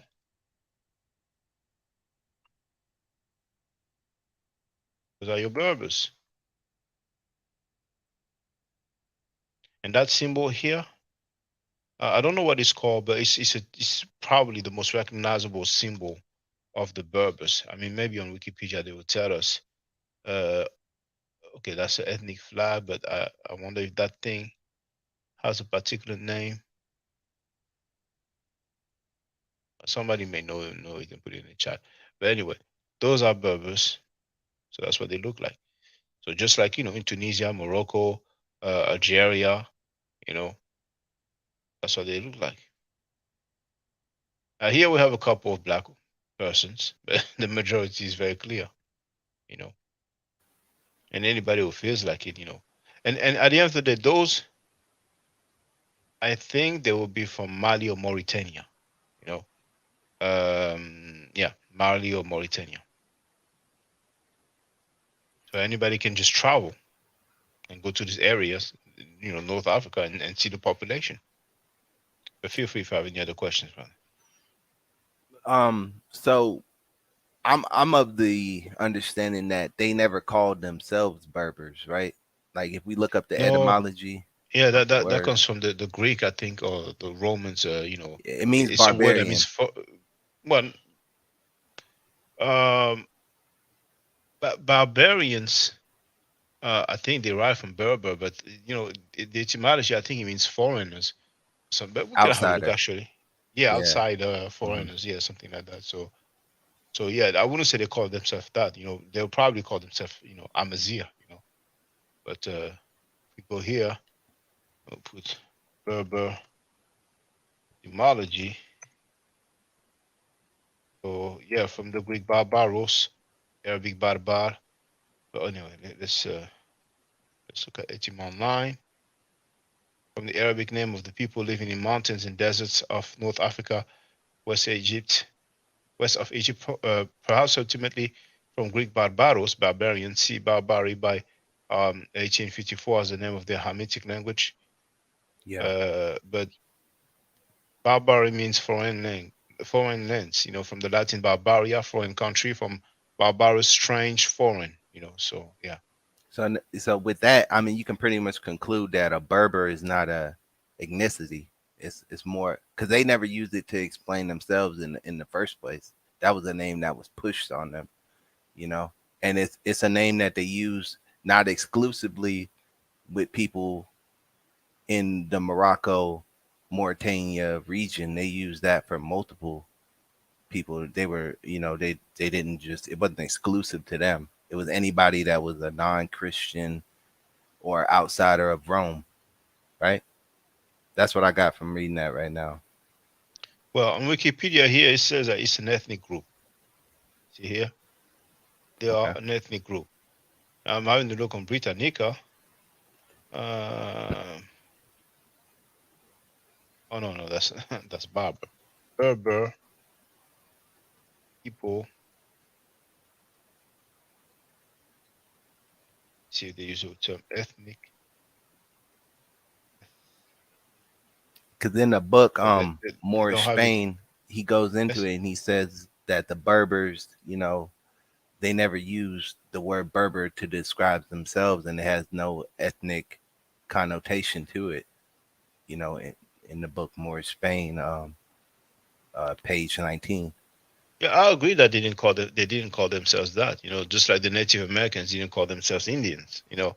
But here on Wikipedia, for whatever that's worth, it says that it's an ethnic group. I would agree with that. And they will call themselves Amazigh, and they will have other terms most likely. Yeah, But yeah, they have subgroups. It's like the Akan got subgroups. Berbers. I mean, they may not have coined themselves as that, but they have many subgroups, and those subgroups are specific ethnicities under that banner, and they share a broader language, but the languages, it could be like the difference between Danish and Swedish.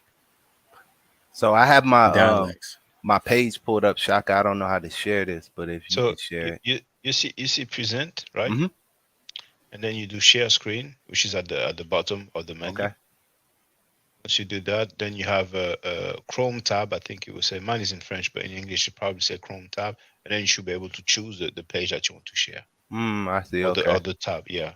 And then Okay. you need to do share, which is at the bottom right of the screen. And then I will be able to put it on the screen. Okay. There it is. All right. So this is from the book African Glory, and I forgot who the main author is, but it's John Henry Clark helped with the writing of this book.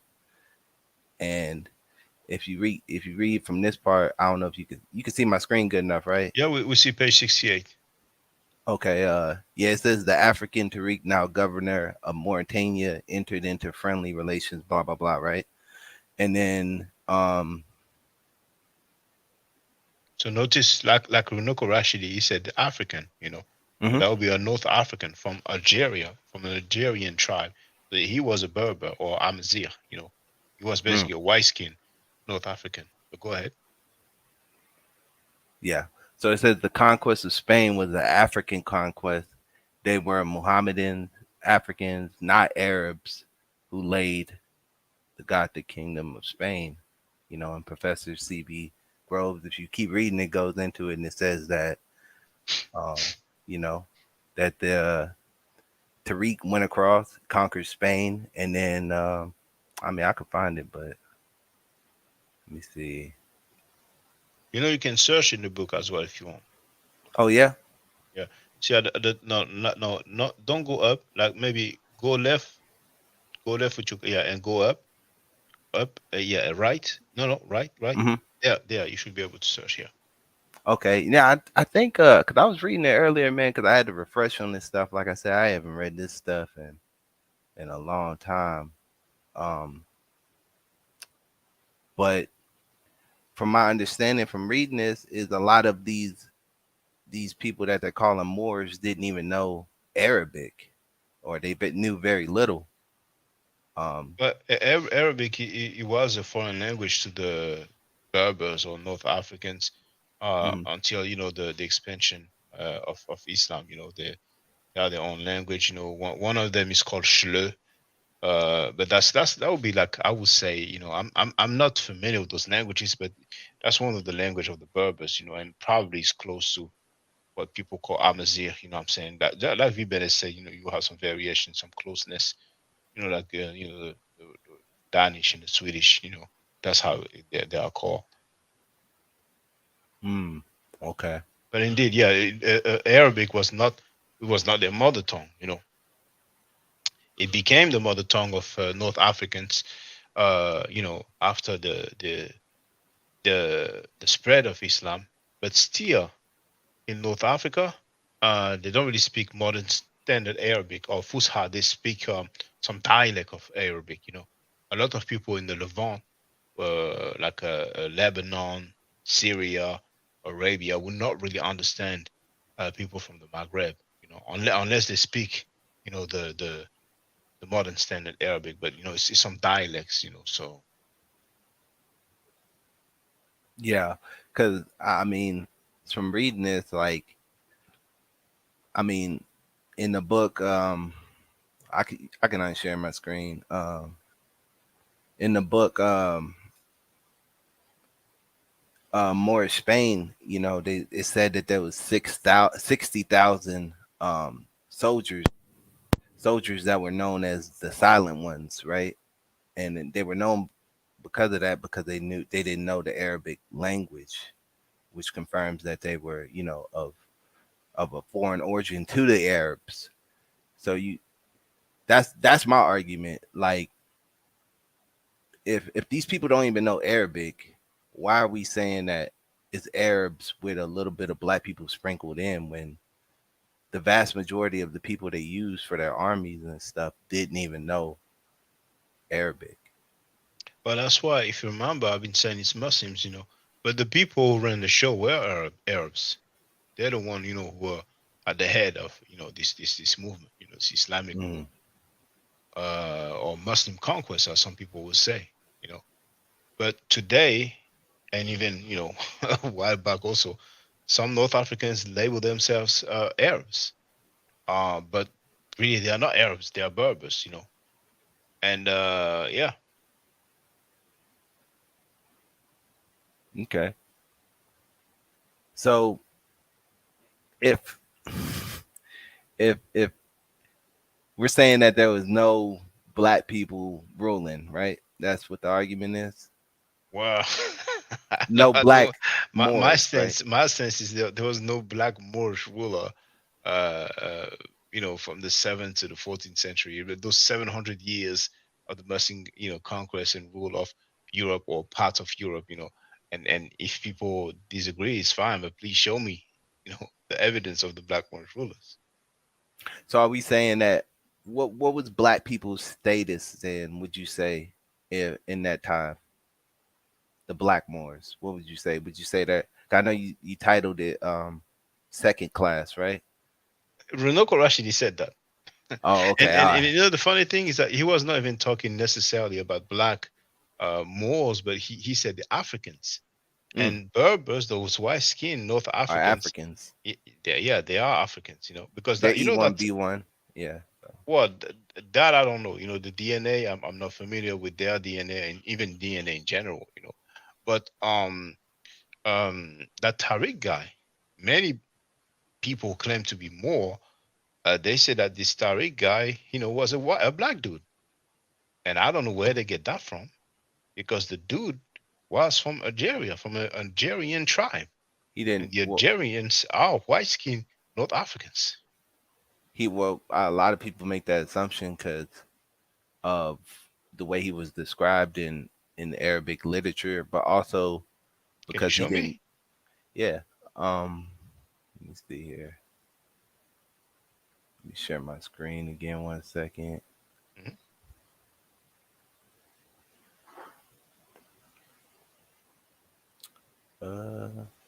But you know what's funny too, real? Mhm.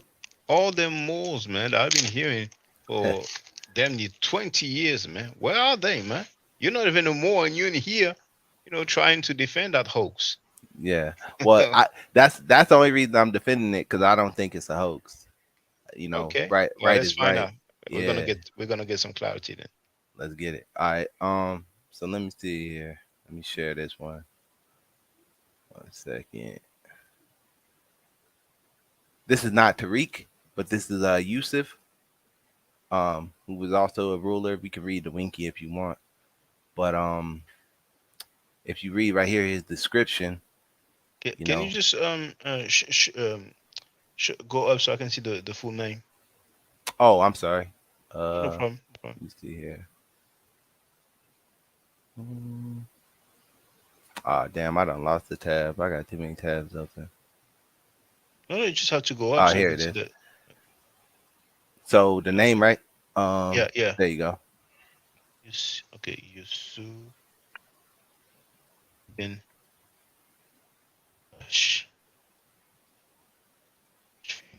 Maybe that's one of the name that Rodaba gave me. Yeah, feel free.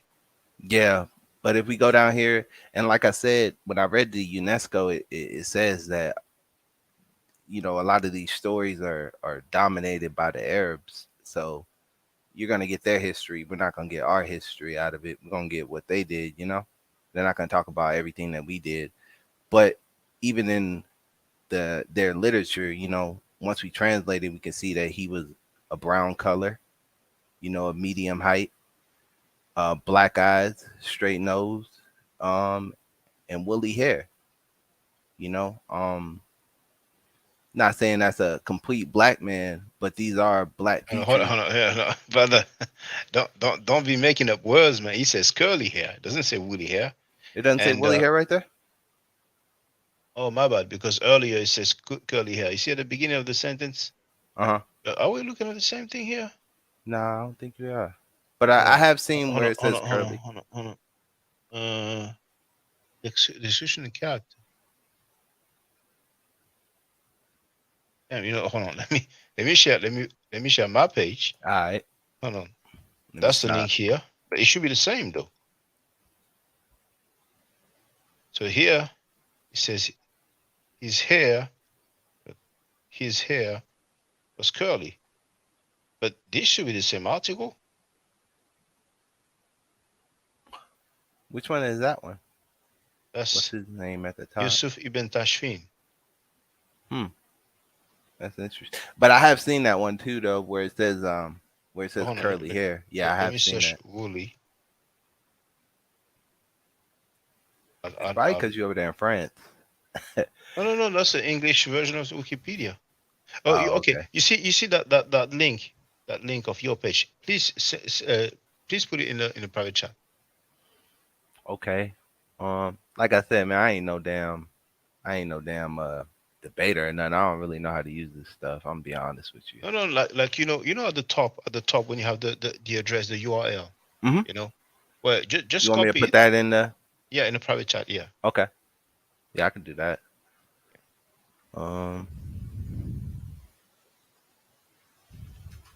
There it is. Yeah, right I got it. Okay. So. Oh, okay. That's because you were not on Wikipedia. That's a different page. That's why.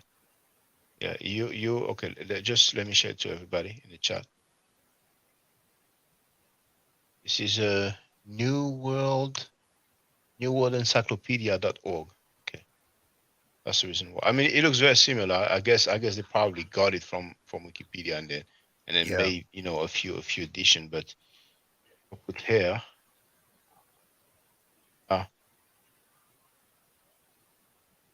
We have some French as well. But for the record, brown doesn't mean black. You know, you have some white people who are brown skin. Hey, you know? who you telling, man? Look at us. Look at our skin color. I'm light brown. So. Well, you can say that, but my dad's black as midnight. Yeah, but if you go to Italy, if you go to Spain, if you go to South America, you will see some brown people. I mean, Yeah. brown skinned people, but they're still not black. So a wise and shrewd mind, neither too prompt in his determinations nor too slow in carrying them into effect. Yusuf was very, very much adapted to the rugged terrain of the Sahara and had no interest in the pomp of the Andalusian court. The following description of Yusuf's appearance is from a 14th century work. When was he said to have lived? Okay, so the description comes 300 years after his lifetime, because he died in 1106, and that's important to note that. It's like me giving the description of you, in the year 2323. Now, Yusuf was of, well, that's French. Teint brun, taille moyenne, maigre, peu de barbe, voix douce, yeux noirs, nez aquilin, mèche de Mohammed retombant sur le bout de l'oreille, sourcils joints loin l'un à l'autre, cheveux crépus. And indeed, we do have the English translation. So, teint brun is brown color or brown tint or shade. Middle height, indeed, taille moyenne. Maigre is thin, indeed.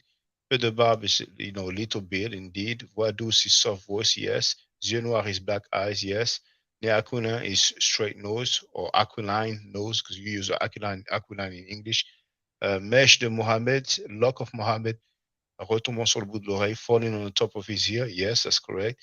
Sourcil joint, eyebrow joint or joint eyebrow. And then, what was the other one? Sourcil joint l'un à l'autre. They did not translate that part. The cheveux crépus indeed means woolly hair or kinky hair. Yeah, that's correct. That's correct. So if you were to see like somebody that, and keep in mind, minus the part where it says a nigga eyebrow connected, because nigga needs to shave that, but minus that part, that sounds like like one of us. I mean, just from that description, woolly hair. I mean, there's not a lot of people with woolly hair, man. My son, he's half or part Hispanic, and his hair ain't woolly. You know what I'm saying? It's not. So, but my hair is. I got dreadlocks. He's supposed to be a Berber. This dude Yusuf Ibn Tashfin. A Moor or a Berber? A Berber is. I mean, that's why I was trying to tell Shaka. Like a Berber is not a race at all. No, it's not a race. I'm just trying to understand. Moors are not. Moors can be a variation of different people. So I'm trying to specify. Is he African? Yeah, he came out of like those tribes around the same area. But yeah, he's from a small tribe from what I read. Okay. Yeah. Wikipedia says that Berber is an ethnic group. See? Yeah, I would love to see why they say that. Why they say what? Well, so it's like is a the N word, is that an ethnic group? It can be an ethnic group. Come on, yeah. It's like, no, seriously, it's not a joke. All you got to do is read about these things, man. It's how they define ethnicities. You could go to the UN and find out if that's an ethnic group. It depends on the context. So in this context, right, this group is linked together, Berbers. So they have a name. They do have individual tribal names from individual regions, and they have their own vernacular, right, dialect, but they're connected too in a way that other people may not be so connected to them in terms of ethnicity. Now, it doesn't mean that some Berbers can be black, classified as black Berbers, because you could look at them and tell. And others might look very different from that, but they share a language together. You see? So it's like, And here you have examples of ethnic groups. You have the Bengalis, and they are the third largest ethnic group in the world after the Han Chinese and the Arab. Hold on. Bless you. Yeah, thank you. So, yeah, now on Wikipedia, when they have the description, the source that they have, 23, is the book The Berbers in Arabic Literature by Longman, page 121. They do have a, well, okay, we cannot search within, I guess. Kinky. We cannot search within. Now, the quote from your source is Ivan Van Sertima's book, Execution in Character, which is actually Ivan Vertima is citing an author called Baumier and his French translation of Abd Allah's Rud el Kartas, History of the Rulers of Morocco. So, I mean, I can see maybe if I can find the French one, because You know, I'd even bet that Berber predates Moor. You know, I mean, seriously, you know, I'm almost guessing. I mean, I don't know, but I would almost guess that. let me have a look. Well, Moor goes probably. I mean, Moor at different times, you know, didn't have. At one point, it was designating some people for Mauritania. Berber. Berber.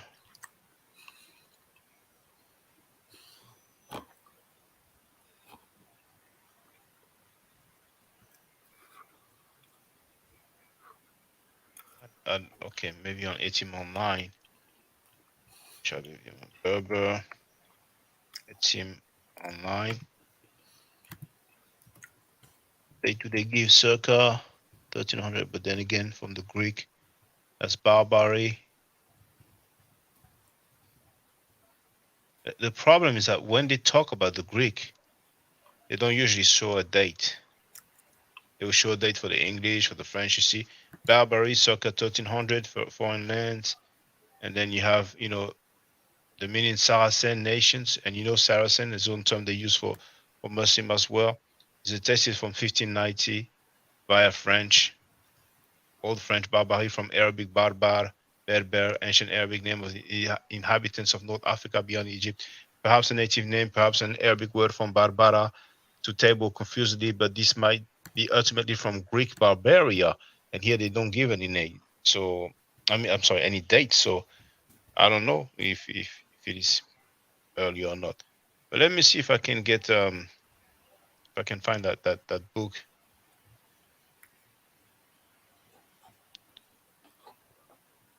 I can see description. I think Moor is a generalistic term. It's less identifying than Berber. Berber is a specific group. They have a specific language. Moor come from a specific region.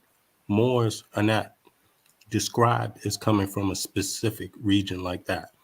Not so detailed. It could be, you could be talking about somebody, you know, in the Ottoman Empire, from as far as Turkey, all the way to Morocco. And obviously these can't be all the same, you know, they're just a diverse group of people brought together. Yeah. I mean, they spoke the Berbers spoke multiple languages. They didn't really speak Arabic, but I'm sure they had their little tribal languages as well. That's what I'm saying. They got their own languages. But it's the Afro-Asiatic languages as well. Right. Yeah, that's what they describe them as. They probably came to speak Islam when Islam came to, I mean, Arabic when Arabs came to Africa. Yeah. Now here, that's the book that I don't know if it lets me download the whole thing, but it's on French National Library. There's a download button here. I'm gonna see who document download. Y'all gonna make me pull out the Red Bull, man. I'm gonna have to get the Red Bull out on y'all, bruh. Yeah, I just I heard it's that was me. I'm sorry, I'm at work, man. That's the one here. So here's the link for anybody that knows French. That's the document here in the chat. Yeah. What does the title say, Shaka? You can read it. Hold We on. can't read it. So Rud el Kartas, so that would be, Arabic, and Histoire des souverains du Maghreb means history of the sovereigns of the Maghreb. And he also says, and annals of the city of Fez. So it is translated from the Arabic by A. Baumier. So in French we pronounce it Baumier, but in English we pronounce it Baumier, I guess.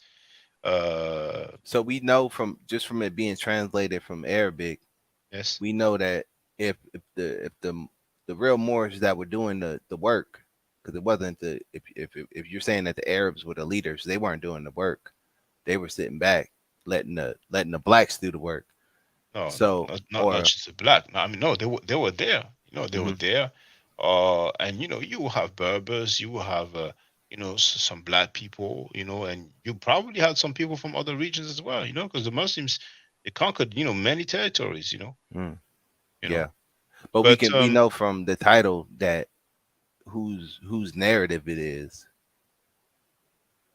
because of the language it's being translated out of. Right, it's gonna be their narrative because it's their language. It's not written in the Afro-Asiatic language. It's written in Arabic, which they didn't speak Arabic. The majority of Arabic is Berbers. classified under Afro-Asiatic language, isn't it? Yeah, it is. Yeah, it is. Now, where was I here? Was the download? Oh, there it is. Okay, so let me share that page and see if we can find the particular part. And was okay, Yusuf. Hold on. The quote was there.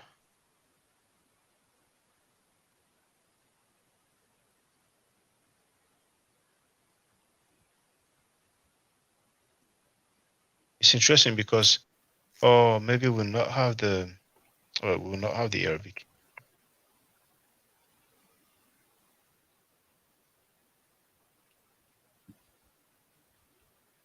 Search within that stuff. Oh, okay, yeah, it's okay. I cannot search. They give the page, didn't they? 373. I don't know if that's Van Sertima's book or if it's that book here, but let's see. 373.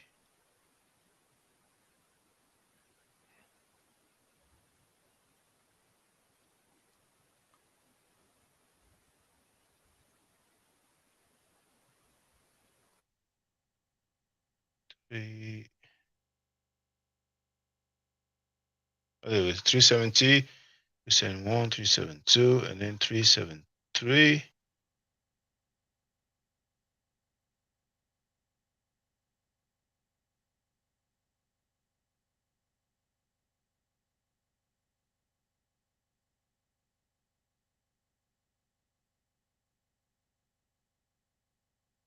You know what's funny? It's not talking about the guy here. It's talking about somebody else.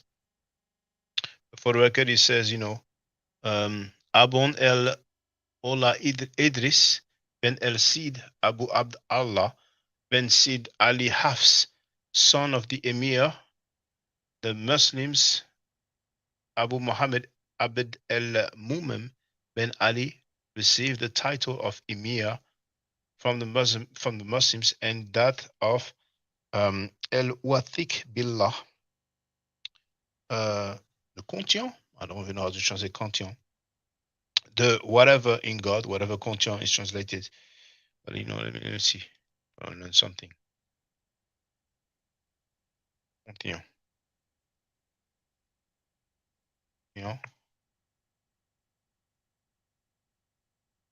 Confiant. I did not read it properly. The confiant, okay. How would you translate confiant? Trustworthy, maybe they would put.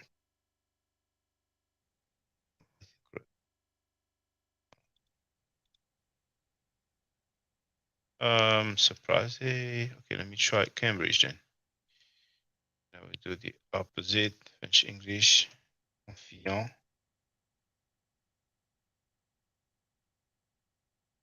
Yeah, the confident in God.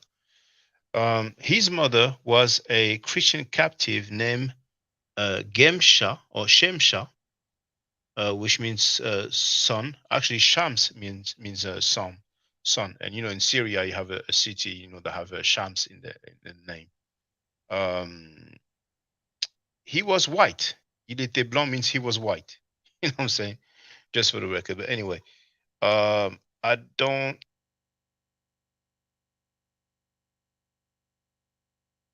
think I'll be able to find the one. But what would be interesting is to know what was a word in Arabic that he translated as a crépus, if he did translate it as such. But probably he did. If they have that on that article, I don't know that website, but probably he did use that word in French. But then I'm wondering what was the Arabic word, because maybe in Arabic it means curly. But maybe somebody will have an answer for that. But then again, brown doesn't mean black. But feel free to, if you have other things to share. I'm sure we don't have a depiction of that one. So for 700 years, we only have one, and you're on mute though. We only have one questionable depiction. What? Nah, I got a few, man. I ain't even got in the bag yet. I ain't even got in the bag, feel man. free. I can't wait. Nah. But let me read this to you, man, because I think this will kind of give you a feeling of where I'm coming from when I say that. Please share the link with us so we can see it. Yeah, I'm gonna share the screen right now. No, I mean, okay, yeah, you can share the screen. It's a book. It's called African Glory. Yeah, but if you can share the link as well, Okay. Oh, unless is that the university stuff or is it just normal website? Yeah, it's from the university. Okay, just share the screen then. Yeah. I don't want to give away her stuff. Yeah, of course. But here it says. Well, hold on. Hold that thought. We have Mr. Dredson. Feel free to speak, Mr. Dredson. There's some funny noise. I'm gonna try to put you back in, but it's actually MF Dredson, not Mr. Dredson. Yeah, this is a weird noise. I don't know if it's. I don't know. I don't see any headset. I don't see any Bluetooth. But let's try again.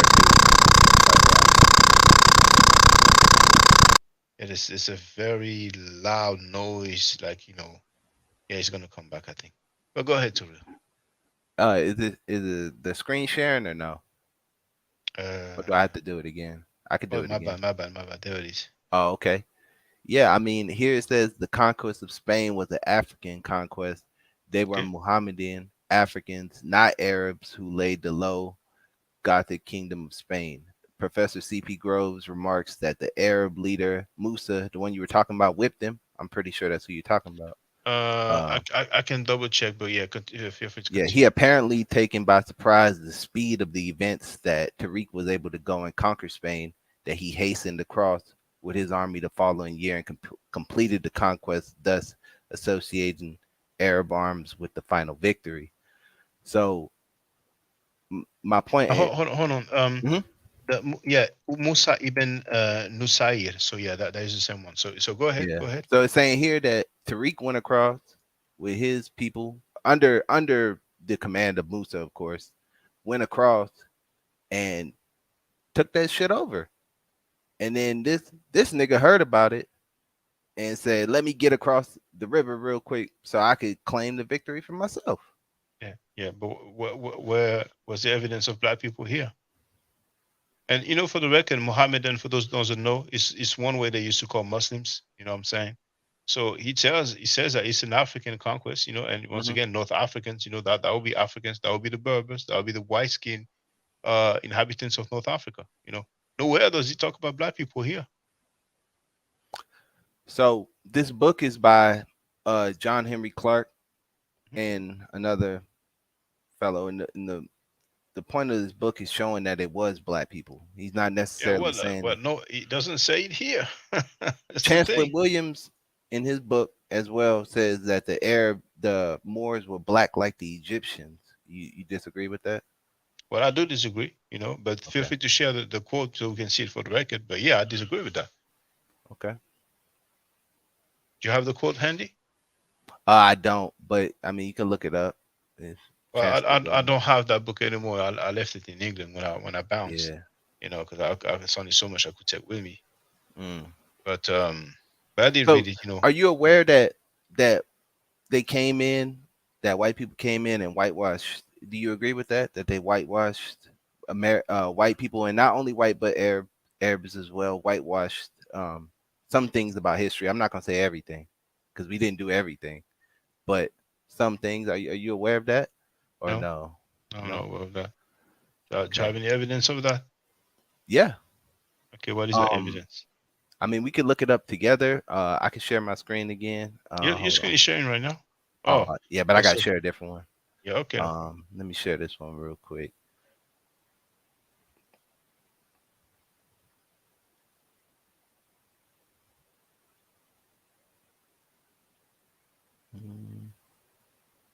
Okay, so I don't know if you can see it or not. Yes. Have you ever heard of this book, The Memoirs of John Mackey, Esquire? No, I haven't heard that one. Yeah. No, I haven't heard of that book. Okay, well, he's basically going around and not reporting, but kind of giving like descriptions of the people he's meeting and stuff. And here, I mean, there's plenty of people where it says he is black and ruddy complexion, and this is talking about the Duke of Newcastle, right? Now, if you go and look up the Duke of Newcastle, you won't see nothing black about him. But you know, from the name alone, you'll be hard pressed to have a black man being a Duke of Newcastle. You know what I'm saying? So, So why would he say? Why would he have something like this? He's just like crazy. No, I wouldn't say it's crazy, but you know, some white people, they will see a fellow white person that went on holiday and had a tan and say, "Man, you black." You know what I'm saying? Black. So they could use black that as and ruddy complected man with a tan. But check this out. Look, let's have a look at this guy. This is the Duke of Newcastle. Yeah. Now, if I go to images without any surprise, that's what we have. Yeah. Right? Yeah. Now let's look at his background, right? And you know, actually, this is my point, though. Hold on. It's always better.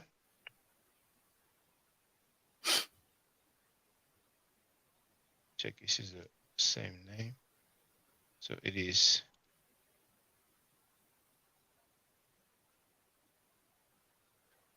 This is a proper name. First Duke of William Cavendish. Oh, I've heard that name before. So if I do Britannica,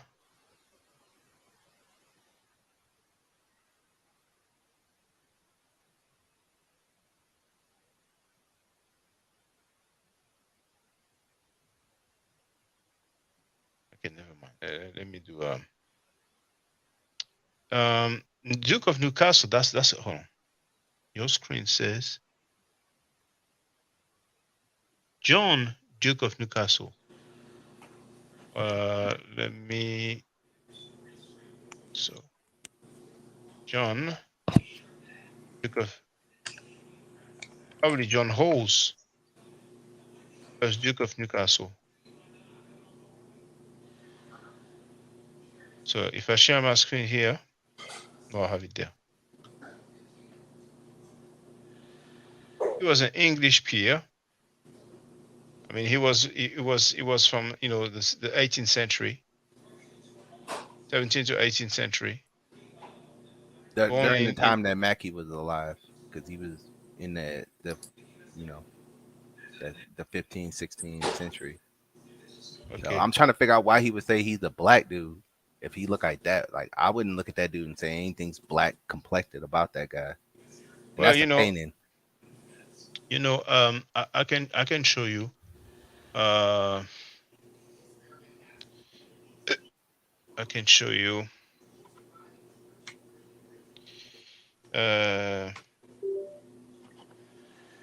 Twasim Mohammed. Okay. That's his book. He wasn't a PhD yet. It was known as True Islam, and the book is called The Black God. I'm sorry, The Book of God. That's the new revised edition. And this person that you see on the screen, is it sharing? Yeah. Oh no, it's not sharing. Let me stop mine. This person that, no, it's okay. You can leave it. You can leave it. Oh, okay. This person that you see on the screen, I'm going to share the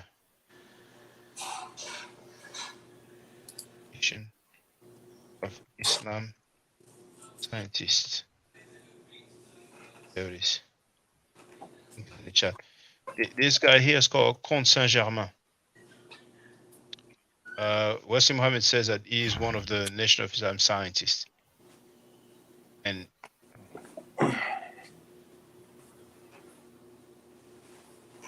in one of his description, going back. Hey, you cut your hair, man. Finally. Yeah, okay, cool, man. It wasn't a fashion thing. Finally. I was like, what? Oh, we got more up in here. About to get into it. Oh, okay, no, it's going to be the other video, Illuminati and Nation of Islam. So I'm gonna have to share. I thought you was Ishmael Bey, man, for a second. That was a year and a half's worth of growth. Yeah. Illuminati. There it is. So I'm gonna share that one. Oh, wrong link. We're trying to find all the Moorish information on Moors we can. Yes. Those Moors are so shy. They were so shy in history. They were hiding. So that's the link here. Illuminati and Nation of Islam. And that's the same guy though, Comte Saint-Germain. The Moors are like leprechauns, man. Very elusive creatures. Now, that's Wesley Muhammad when it was known as True Islam. Once again, the book is called The Book of God, New Revised Edition. So that's page 263 here says, you know, Saint-Germain, and that's Saint-Germain here. That's from page 257. That white dude here, that looks like Bill Clinton. It says that this guy was apparently prepared like Musa and like Far Muhammad to be able to go amongst whites and not be detected. If we move forward, it says he was clearly the son of one of the dominant black scientists, and he's talking still about that guy here. And then he says his black ancestry was clearly noted. Is that guy here talking about? And he says his complexion dark. He was somewhat below middle size, well made, and active in his gait. His hair was black. His complexion dark.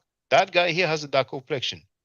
And there you have different. That first one here at the top. That's from True Islam or Wesley Muhammad's book. That one is taken from that website here. I have the link there. I even have the ISBN number. And that depiction here, it's a book about Comte Saint-Germain. You have the ISBN. It doesn't really show where here, but if I remove my cursor, you have the ISBN number here. So there you have an example of a guy who is completely white, just like Bill Clinton or George Bush, but yet somebody, you know, saw it fit to describe him as dark. Who said that he was dark? Wesley Muhammad said so in his own book, and the book once again About, is here. That's supposed to be Farad Muhammad. Who is that? No. So it's supposed to be a scientist of the Nation of Islam, and scientist is another word for God.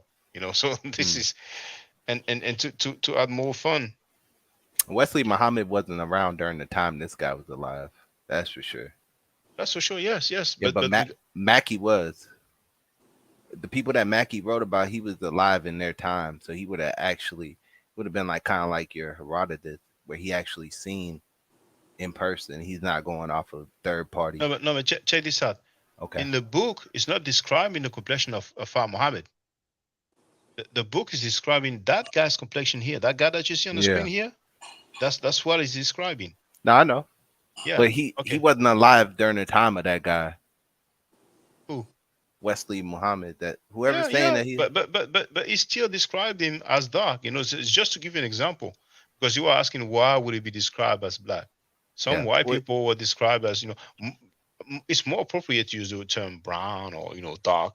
But, you know, it is possible, you know, that they will be use the term black. You know what I'm saying? Like, man, you're black. You know, you got some time, you got some color. But anyway, feel free. But would you agree that it's different having somebody who actually was there in the time rather than having somebody who came years after that might have a bias? It is different. But, I mean, the guy you're talking about, you know, once again, he's the Duke of Newcastle. I mean, do you really see? Like, for example, okay. I can show you. I can share my screen and show you art from antiquity. Okay. Feel free. You know, it's hard for me to see the Duke of Newcastle being. I mean, if you go through the memoirs, he names quite a few people that were black. And actually, I just want to show you another example, and that's even more telling. Okay. Edward, Black Prince. See, Edward the Black Prince. So for the record here, whatever Wikipedia is worth, that's another white dude who's described as black, and he's just not any white dude. This guy, Edward of Woodstock, known to history as the Black Prince, was the eldest son and heir apparent of King Edward III of England. He was the son of the King of England. And he was known as the Black Prince. And that's why Ali Muhammad had the nerve to try to make us think that this dude was black because of how he was described. And maybe there's also an entry, most likely on on Britannica. So there it is. You see, Edward the Black Prince. You know? So you have another example. I mean, it's not exactly the same. The previous example was somebody described as dark, but here we have a guy described as black, and he is the son of, hold on, that link may be too long here. Let me go back and see. There it is. He's the son of the King of England. So if somebody want to argue that the son of the King of England was black, I'm like, good luck, you know. And for the record, this is Britannica, Encyclopedia Britannica. Edward the Black Prince, also called Edward of Woodstock, Prince d'Aquitaine, Prince of Wales, Duke of Cornwall, so he's also a duke, Earl of Chester, born 1330, Woodstock in Oxfordshire, sorry. You know, so we know about Oxford University, that's the county of Oxford. And he died in 1376 in Westminster, near London. He was the son and heir apparent of Edward III of England and one of the outstanding commander during the 100 Years' War. And he also won some major victory at the Battle of Poitiers. So feel free, brother. It said that it has come from his black armor that he wears, right? But here we do have an explanation why he had that quote unquote nickname or description. You know, I mean, they got kings like that, named like that. So, you know, different names. Something the black, something the Bluetooth. I mean, it doesn't, you know. Yeah, King James, wasn't he called the black child by his own mom? And we know King James wasn't black. Yeah, but some Hebrew Israelites claim that he was black. Yeah. I'm a Hebrew, and I don't tell you. Well, I'm an Israelite, and I can tell you that he ain't black. But do you want to share something? And Afimi, how you doing, brother? Yeah, he could. Old boy could talk for a minute. He came in here. He hasn't said nothing. Yeah, Hey, I had a question. I've actually had it for a while. I probably could have Googled it up or something, but maybe I just wanted to hear your take on it. North Africa, was North Africa caught up in the Ice Age? Honestly, the Ice Age, I'm not qualified at all. I mean, this is like millions of years ago, and it's not millions of years ago, but. Oh really? I'm wrong then. I'm wrong. My bad. Nah, because let's have a look. Let's have a quick look. You know, that's what them humans up in Europe and whatnot got caught up in, and they say that's what turned them white. So I've always just wondered how black, you know, if you're saying Africa is where black people come from, how those people in the north in a desert, in a hot ass desert, became white when, from what we're told, you know, you become white like that if there's like a lack of sunlight. Yeah. Well, not lack of sunlight. We don't really know. It could be, yeah, that's true. It could be a combination of things, but it's not only lack of sunlight. It's also the angle of the sun rays. You know. But it's not the same as on the equator. The angle of the sun rays. They don't do the same thing to your body, you know. And so if you have a lot of melanin in your body and you're in the northern lands like where I'm at, that's not necessarily a good thing. You know, you have to take extra vitamin supplements. All people with a lot of melanin have to take extra vitamin supplements because of that, you know. But it's even when it's bright, like, sure, you might have 3 months where it's really dark, but even when it gets light, it gets really, really light all of a sudden. And that light is not the same as the light you get near the equator, even though it might be brighter.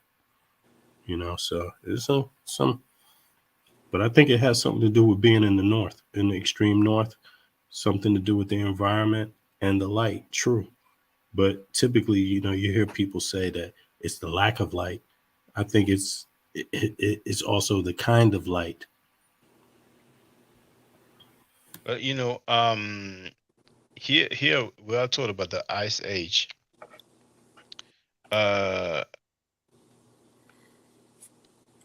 Also called glacial age, is any geologic period during which thick ice sheets cover vast areas of land. Such periods of large-scale glaciation may last several millions of years, or several million years, and drastically reshape surface features of entire continents. A number of major ice age have occurred throughout Earth history. The earliest known took place during the Precambrian time, dating back to more than 400 million years. So I don't even think there were any human beings then. And the most recent periods of widespread glaciation occurred during the Pleistocene epoch, from 2.6 million years ago to 700,000 years ago. So what we need to know, which ice age we're talking about. The last one that ended around 11,700 years ago. Yeah. Well. So okay, we have identified which one you're talking about. And your question was? I just wondered how those folks up in the north, because matter of fact, like Sudan is also right there. So you have a bunch of people that are really light skinned and a bunch of people that are really, really dark. All right there. And I don't understand how that happened. I mean, how what happened? How them people became light like that? Oh, okay, yeah. Well, we don't really know. We don't really know how white people or white-skinned people came about. Diop, if I'm not mistaken, was of the opinion that it may have been due to albinism, but that's very sensitive, you know what I'm saying, for the people who once, you know, rule most of the world's population and enslave most of the world's population, particularly, you know, dark and brown people, to come up and say, well, actually, we derive from albinism, which may be seen as some, I mean, I don't want to use certain words, but we don't really know. I mean, one thing that scientists do agree is that when it comes to anthropology, is that life started in Africa. You know what I'm saying? So if you started in Africa and so long ago, then you know they had to be black. Then how did white people came about? You know, some people will say that it might be due to lack of melanin because they were in caves and you know didn't have the sun rays and whatever. But you know, I think it may be more than that. But I don't think there's any scientific answer. I don't even think they're trying to find out. You know, so that's something I don't have an answer for, to be honest.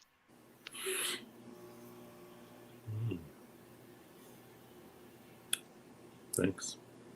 You're welcome. I didn't say much, you know. I basically said I don't know in a long manner.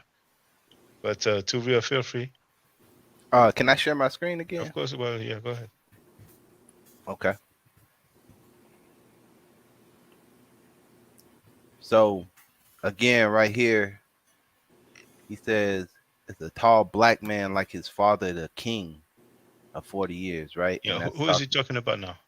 Talking about George, whatever, Fitzroy, Duke of Cumberland. Is it the so I'm trying to, earlier? I mean, it's about, I counted about at least 20 of them. And it's not like he's just saying everybody's black. I mean, if we go up, you know, he says, no, hold on, fair complexion. Is it the same one as earlier? But I mean, you know these. Okay, let me show it to the people just so they can see. Because right now, we have to be very careful. This guy here, the Lieutenant General George Fitzroy, Duke of Northumberland. Northumberland. He was the third and youngest illegitimate son of King Charles II of England. And you know what he says here? Charles the Black. So, you know, if we just do Charles II of England, and we look at his depictions, those were, somehow, someway, and you know what? If I put black, I think they would say why. I They know did why. a lot of stuff like that, like in reference to maybe to their soul or their spirit or stuff what that they they believe did. in. Yeah, stuff they did. Yeah, Blackbeard. He wasn't black. I don't have it. Yeah. So then again, you said it yourself. He wasn't black. So why would his son be black if he wasn't black? Are you arguing that he's the woman he had a child with may have been black? I mean, we're talking about British royalty if it's an right now. illegitimate child, Yeah. It could even be just his hair that they're talking about. Yeah. Well, it says black complexion. It doesn't say black hair. He's here's the thing, y'all. He's very specific. When you go to it, I can show you the one I'm talking about. I mean, Okay, hold on. That's the is that the one you just showed just a minute ago? I showed a few of them, but this is. Can you go back to the previous one?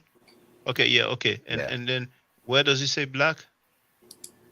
He is a man of honor, nice, paying his debts, blah blah blah. Black man. It doesn't say complexion here, Nah, not this one, but I mean, yeah. I can scroll right besides, down. if you go back up, it says black, his father, the king. Yeah, black man.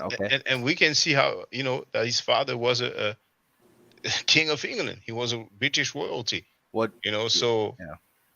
And plus, we're far from some Moors here. We're not even dealing with Africans. No. My point for bringing this up was to tell you. So I was saying that they whitewash some stuff because I don't see why this dude. He doesn't say everyone's black. He says some are fair complected, some are white complected. And he says, and then he says some are black complected. So so are you saying that the King of England, Charles II, was black? I'm saying we don't know sitting up here. Okay, well, if you want to believe that, more power to you, brother. I'm not saying he is or isn't. I'm saying that this is something to consider when we're talking about whitewashing. Because whitewashing. I think we need more evidence in that. We have to. I mean, let me do let's find out why a guy was called black. Okay, I know why, but yeah. Do you know why? Mm-hmm. Okay, why? There was a lot of different reasons. Sometimes it came down to if you were a dark-spirited person, sometimes they would call you black. If you were, like he said, bad, they would call you black. But here we have an answer. I don't know that website here, sorry to cut you off.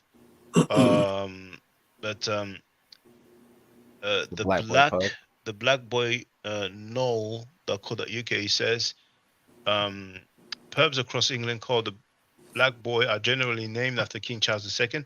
It was a nickname coined by his mother because of the darkness of his skin and eyes. And here we have englishmonarchs.co.uk, where it says Charles' appearance was anything but English, with his sensuous curling mouth, dark complexion, black hair, and dark brown eyes. So apparently it was due to, But if we go to the picture of Charles, what does the picture look like? Like if we type in that Charles, it's not going to be good for your argument, brother, because those are the pictures, man.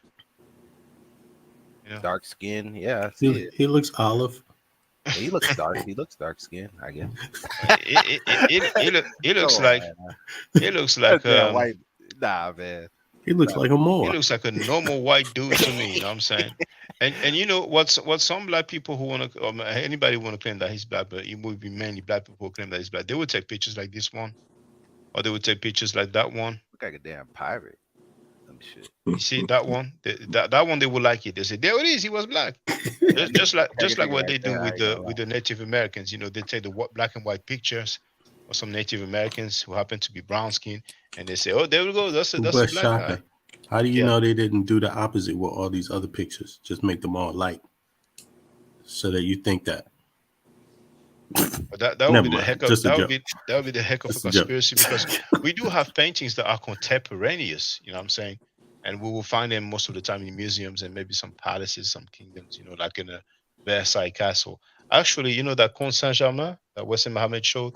I went to the Versailles Castle, for the first time in my life, looking for a painting of him because I read that his painting was in the Versailles Castle. I may have missed it. It's quite big, but I didn't find it. You know what I'm saying? Because that was the time when I was supposed to debate the dude, but then he backed down.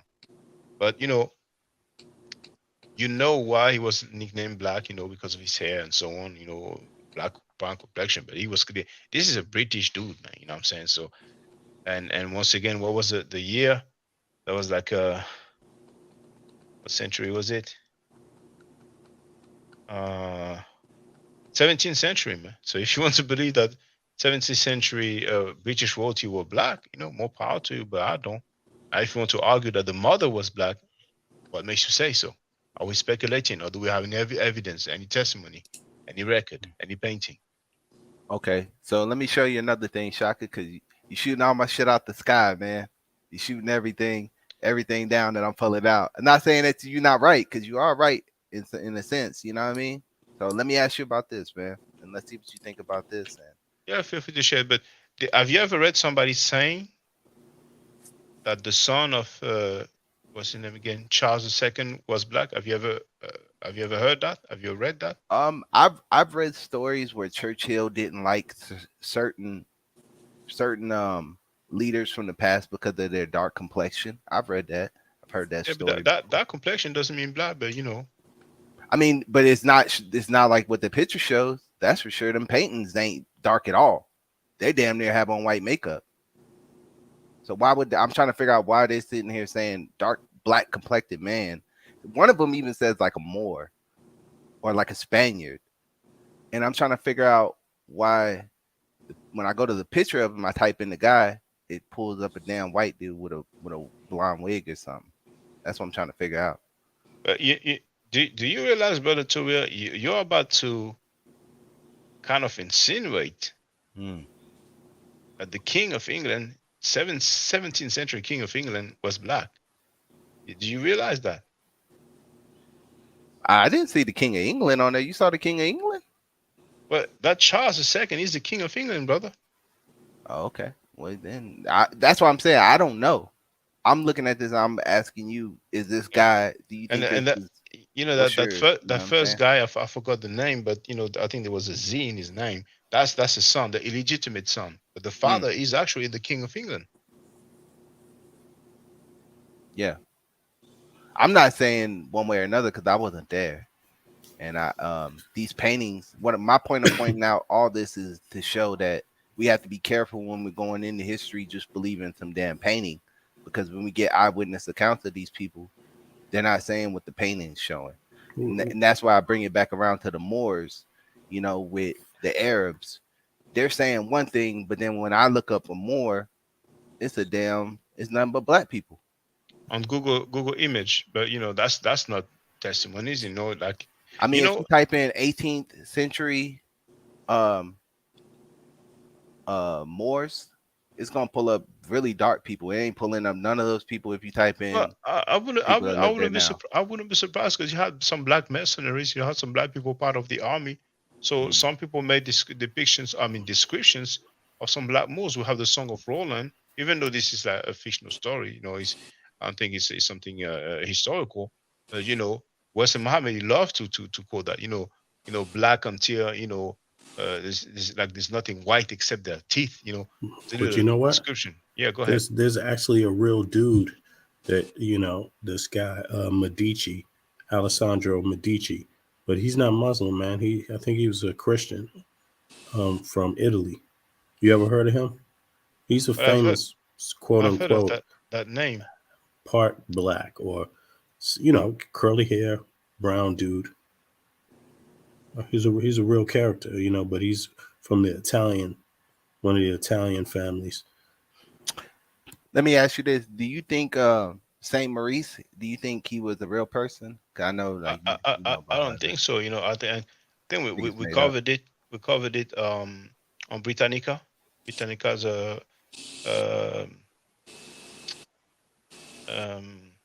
I think we used the encyclopedia, not the website, but for the sake, you know, Saint Maurice.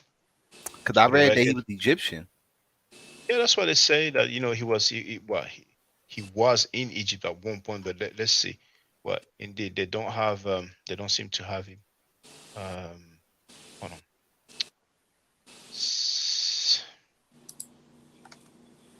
Maybe that's why I've used Saint Maurice. Okay, so they're saying He was an Egyptian military leader who headed the legendary Theban Legion of Rome in the 3rd century. So I don't think we need to continue because he says it's legendary.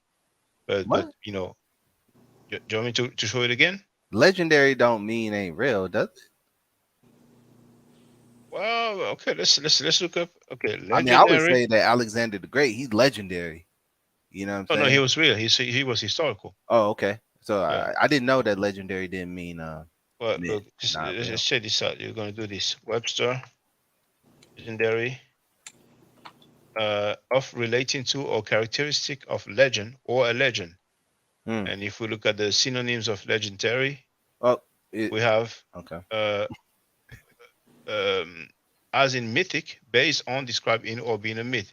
So we have mythological, fictitious, imaginary, fantastic, Can you go back though? fabricated. Yes, of course. It says a legendary football player. Well, okay, brother.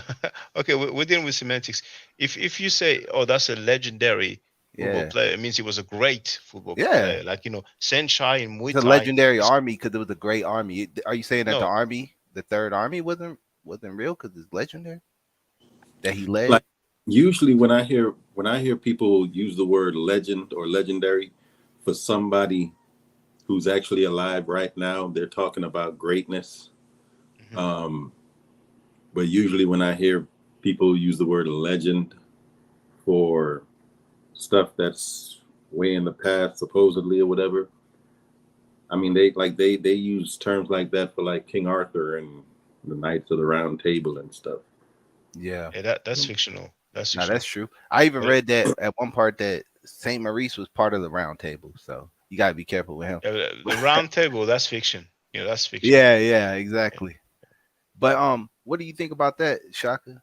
The Cogborn Moor. What would you say? Like, why would they put a black dude on a crest for somewhere that they weren't ruling? Oh, but well, I don't know that thing here, but let me look it up. Coburg Moor. They actually have that same thing on their manhole covers. If you look around the city, they have a black Moor on their manhole cover. This dude, Alessandro Medici, his mother is quoted as being a Moor from Italy.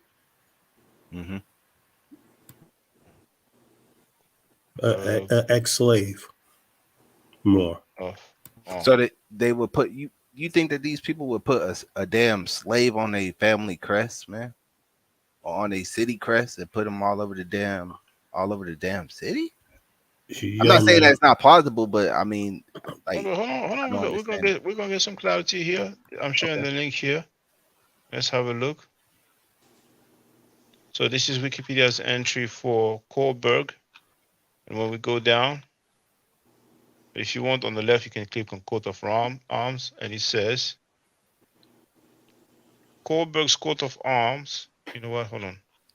I want to step with that. And remember that woman that they have that married whoever that royal was over in England, that American woman, she was mixed.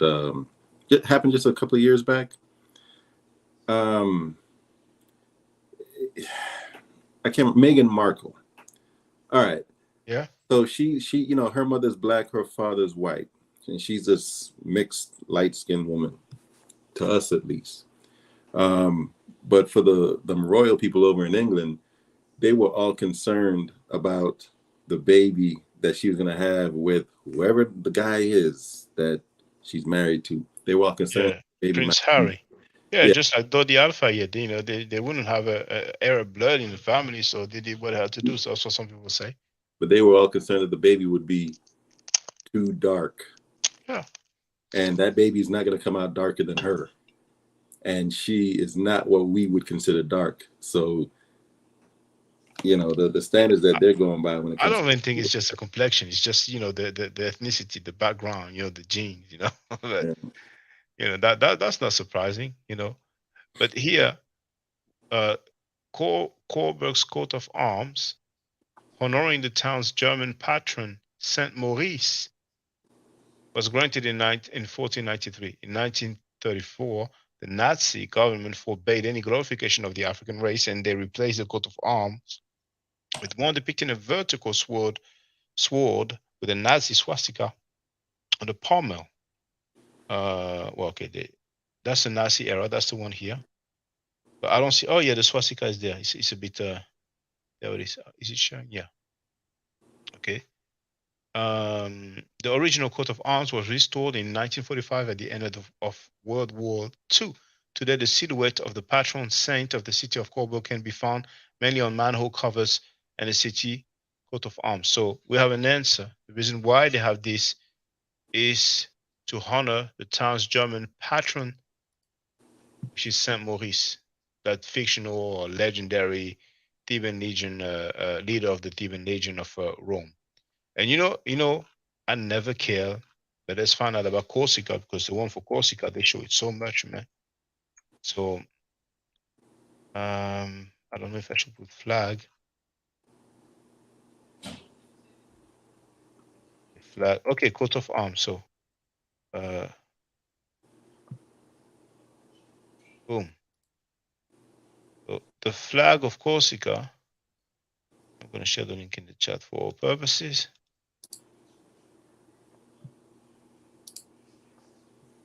The flag of Corsica was adopted by General of the Nation Pasquale Paoli in 1755, and was based on the traditional flag used previously. It portrays a Moor's head in black wearing a white bandana above his eyes on a white background. Previously, the bandana covered his eyes. Paoli wanted the bandana moved to above the eyes to symbolize the liberation of the Corsica people from the Genoese. So that's the Republic of Genoa, which was a medieval and early modern maritime republic from the 11th century to 1797 in Liguria on the northwestern Italian coast. It was used by the Corsican Republic and fell out of usage in 1769 when France forced the island's former Genoese masters to sell it to settle the debts contracted by the Italian Maritime Republic with France. This was to pay the costs of the French Expeditionary Corps, which should have helped Genoa to secure its control over Corsica. French troops put down the long-standing rebellion on the island. During this period, under French rule, 1769 to 1789, the Corsican patriots again used a version of the flag with blindfolded eyes as a mark of protest. The origin. According to the legend, it originates from the 13th century when a young Corsican woman named Diana was captured by Moorish slavers who planned to sell her to the slave market in Grenada. And Grenada is not the island, in the Caribbean. That's just the Emirate of Grenada in the Iberian Peninsula. Her fiancé, Pablo, managed to free her, and a battle ensued between Corsican and Moors, during which the Moorish leader, Mansur ben Ismail, was beheaded. His severed head then became the symbol of Corsica in remembrance of the event.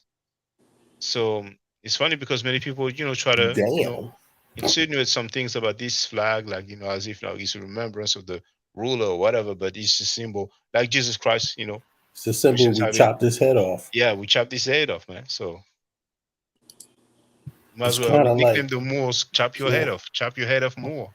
It's like having your head on a stake and sitting there in front of your house, like, But you have anything else that you want to share? But some people want to worship that.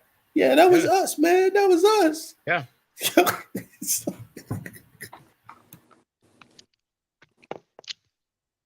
Texas Bama wrote that the original Statue of Liberty gifted by France had African features, but white people changed it.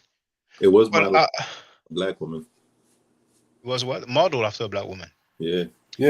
I doubt that it was changed, because knowing the size of it, and I think it would have been documented, I doubt it was changed. It was changed. Probably the model was, but the one that's standing in New York, I doubt that it was ever changed. Anything else you want to share? It's interesting a lot of slaves come up around this word Moor. Yeah. You know, like, you know, in Europe, that is, you know. Anything else to Will? Okay, yeah. My bad. There it is. Okay. So what is it gonna be now? Another head chopped off, or what's up? Maybe dart death. Death by dart this time. Poison arrow.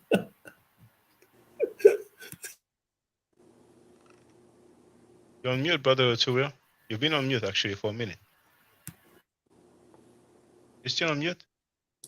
Turiel, you're still on mute. Oh shit, my bad. Nah, I said I done fucked around and came on here and got shot with a poison arrow by Shaka. Fucking Yo, around. I've learned some shit in the last couple of weeks talking to you, Too Real. I'm serious, man. I mean, I really I like to debate people, but I'm gonna be real, man. Like a lot of stuff I might bring, Shaka might say is pseudo. But No, but you know what? It's good that you bring it because then we get to talk it through and yeah, try to check it out, you know? right. Yeah, and some of this stuff I'm not gonna go in and repeat this stuff to other people. When Shaka made his point, I always give people both sides of the coin, you know. Like with this. For the record, I don't think I used the word pseudo today. Did I? Nah, I mean, I'm towards saying you. like Okay, you might go and do I mean the towards you. knowledge and find Yeah. out like these people were on some bull, you know. So and then I'll know, you know. So that's why I like asking this. But with these tapestries right here, I mean, what would you say about those? Let me pull one up so you can see it a little better. Can you share the link? Uh-huh. Oh, you could just type in Wild Men 1400. I'm a bit tired of typing all these names, man. So, because you okay. know, if you click on that Yeah, picture I there, got you. you have No, I got you. yeah. I got you. I ain't gonna make you type no more, man. I've been I typing got my you. behind off this evening, man. So, and look at the time, you know. Yeah. You know, so it's gonna be 1 a.m. soon. I work tomorrow morning. Man, so. nah. Why your clock say 0040? That's the way they do it in French. You know, we have it like that. Yeah. Like for example, you know, like you would say, you know, 2:30 p.m. We would say, you know, 14:30 basically. You know. Y'all use the 24-hour clock. Yeah, Basically? exactly. Okay. Exactly. Yeah. And with the month, you know, we well, I mean, we will put the day first, then the month. But in America, you put the month first and the day. And I was confused when I would see the ads on the Source magazine, and when I see, you know, ads for upcoming albums, I was like, what the heck's going on? Like, you know, it's 26, it's only 12 months. But then, you know, I got the picture. You know, different things like that. So, you know what's funny is that it says deviant art. But this is just a tapestry, so I don't. That's not even any. That's not anything historical. You know, it's like, you know, they figured let's do some Moorish art and that's it. You know. I used to get nice pictures from Deviant Art back in the day to use as like my background on my desktop. Yeah. The old site. And this is there's no name of authors, you know. So to me, it's like I mean, I don't know what to do. I don't know what to tell you. Like, you know, there's no name, there's no date. I mean, it says white men and more. Yes, wild men and Moors, a tapestry, 1350 to 1400 AD, depicti. So I don't know what language depicti is. Maybe Italian, but I don't know what to tell you, brother. You know, I mean, the guy has a crown. You know. So if you want to argue for Moorish ruler, then, you know, I guess you have one. But I found one. That's fictional. Nah. So you're saying like these right here, that ain't nothing. I mean, I looked at the sources of some of them, like that one, and it went back to like the 13. Yeah, but what's the name of these people? They are anonymous. They called them wild men. I did read that it said that one of the guys, I guess that was around back in these times, had fought against a Moor in battle or whatever, and that so he liked to have everything depicted as black to show. Because if you look to the left of the screen, you can see white people coming to. That's who they're fighting. It's the white people coming to get them, and then they. Yeah, but that thing is not even historical. We don't have no name. You know what I'm saying? Yeah. Well, are you saying that this is not from the 1400s? I don't even know who drew this. There's other ones. Like if you want to go through. Yeah, but okay, let's go. Yeah. Feel free to share the link. But I mean, I have the. Hold on, I'm gonna do this. Mm-hmm. The thing is, you say you type more, you will see depictions of black people. Who are they? And as a matter of fact, the one that one there, I didn't even notice on the right. If that's the same one, no, that wasn't the same one. But here you have a close up, so you can see the so-called king and the so-called queen. She looks like she has some, white/blonde hair. Yeah. But I mean, if you can tell us, who drew this and who it represents. Like I Otherwise, said, it looks like some. Okay, there it is. Look, 1400 Germans tapestry. This is a white man, and then you have the black nobles. Yeah. But where does that come from? So I'm trying to that's a figure out why video. they would put the black. Why wouldn't they put the black people as the wild men and then they be in the castle? That's what I'm trying to figure. That's the part I wanted to know from you. Hold on, I'm sorry. This is that Butler Reggie on the side here. It's Oh, probably on some Garfield tip. Study on Coptic Christianity not stolen from, and I bet he says not stolen from Egypt. Let's see. Mm-mm. No, not stolen from Africa. A Butler Reggie, man. Look, man.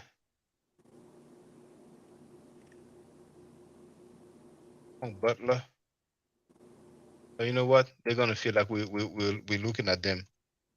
So F them. So sorry.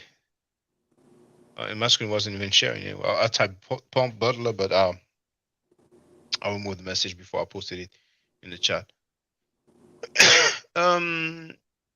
So where was I? Yeah, I was here. Okay, visit. Oh yeah, that's the YouTube video. That's why. But it actually opened in a new window. That's why. Then I saw the the Butler live streaming over there. How many people is watching over there? Did they pay for the boats? No, they didn't pay for the boats. There's only 200 people watching when they used to have 1,000 people watching. But anyway, yeah. So to real, feel free. If you can, tell us more than any pictures. Some people make drawings. Like for example, you see, that guy Tariq. Have you ever seen this? No, I've never seen that one. No. Okay. You see, Tariq Ibn Ziyad. Mm-hmm. Oh, every time there it is. You see that one there? Some people say, "Oh, that's a black one," But yeah, that's our station. So it's just somebody who decided to come up with that depiction. Now it's opening a new window, but here, so that's obviously not something historical. That's a cartoon. You know what I'm saying? But whoever that person is wrote the Muslim North African general who led the initial Islamic invasion of Iberia in the 710s AD. So the description, I don't have a problem with it. Plus, this is more precise because he does say North African, but him depicted as black, I'm like, hey, that's far off, man, because the region where he was from, where he was born, that's Algeria, and you don't really have Algerians, black people like that. Well, I mean, you have the Libyans right now, right? But the oldest Libyan mummy is, was from a black tribe. But you have the aren't the people of Libya, and even in Kemetic writing, aren't they originally black? From the depictions in Kemet, whether I know from that picture that you showed, it shows the Libyans as the light-skinned people. But I watched and maybe you can break this down, but I watched a thing that Reggie did when he was talking about the original people of Libya, the Libya or something, I don't know, the Libby or something like that. Feel free to show it. I'm interested to see the artifacts, even if it comes from the Butler. Yeah. But I doubt we will see some black one.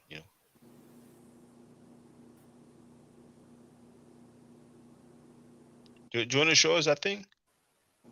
What's that? The Libyan, the black Libyan. Oh yeah, I could pull it up real quick. I don't have it pulled up. Just give me 1 second. Yeah, it's a long name. I forgot how you spell it. Yeah, but look for it. I'm going to use the bathroom. Man. Feel free to talk. I can hear you though. Okay. I can hear all of you. So feel free. Anybody want to add on? Feel free. Yeah.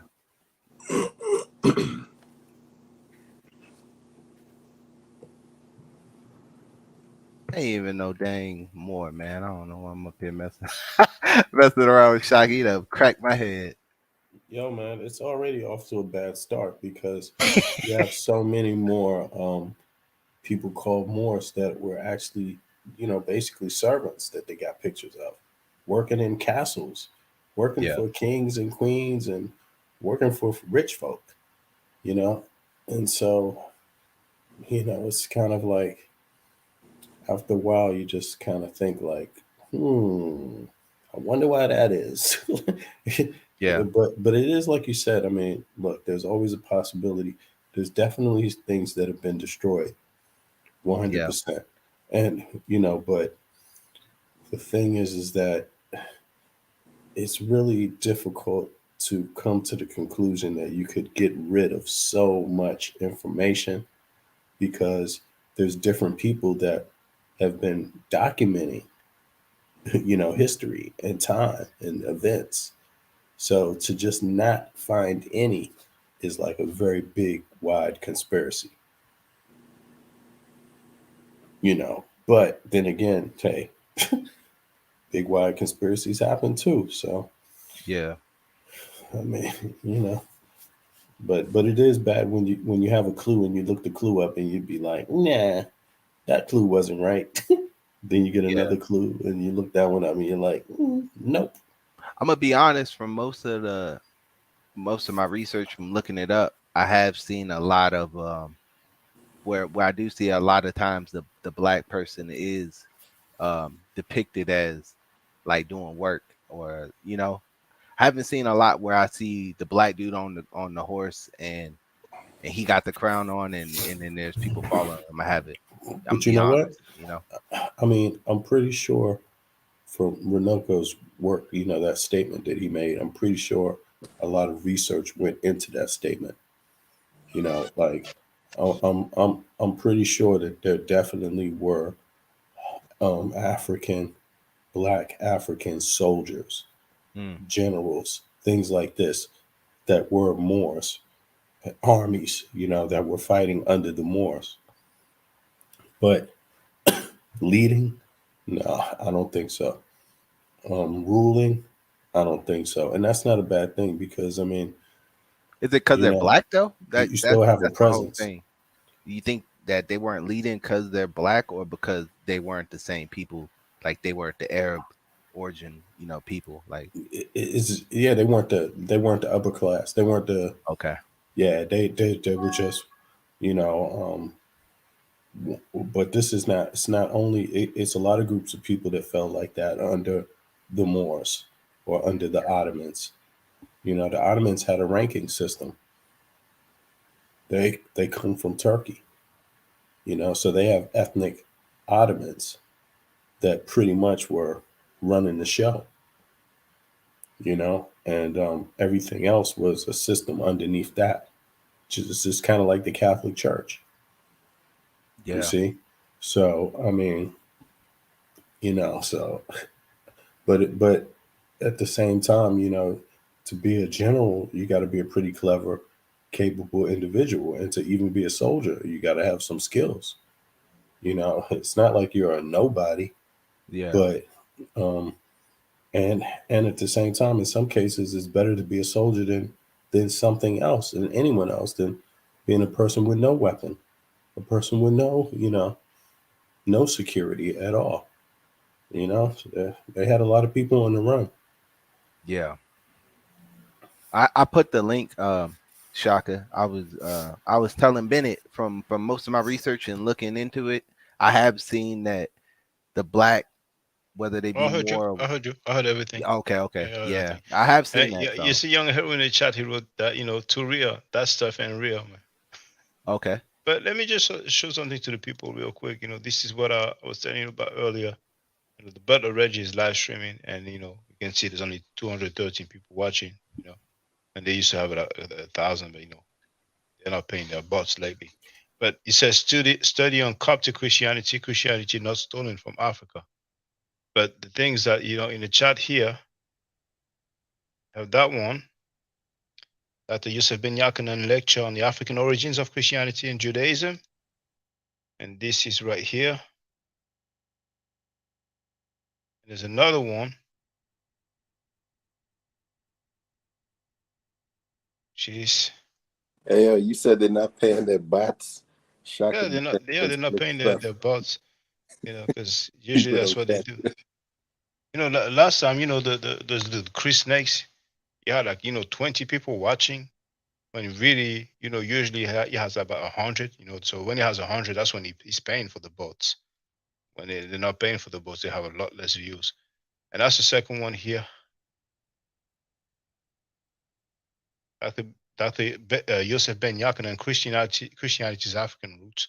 I mean, I have the right to disagree with what Dr. Ben said, but this dude claims to be a student of Dr. Ben. And he's in here,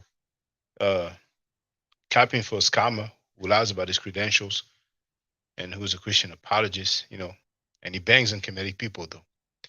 But that was just for the record. But to real, you said you share the link? You're on mute, brother. To real, you're on mute. I shared it.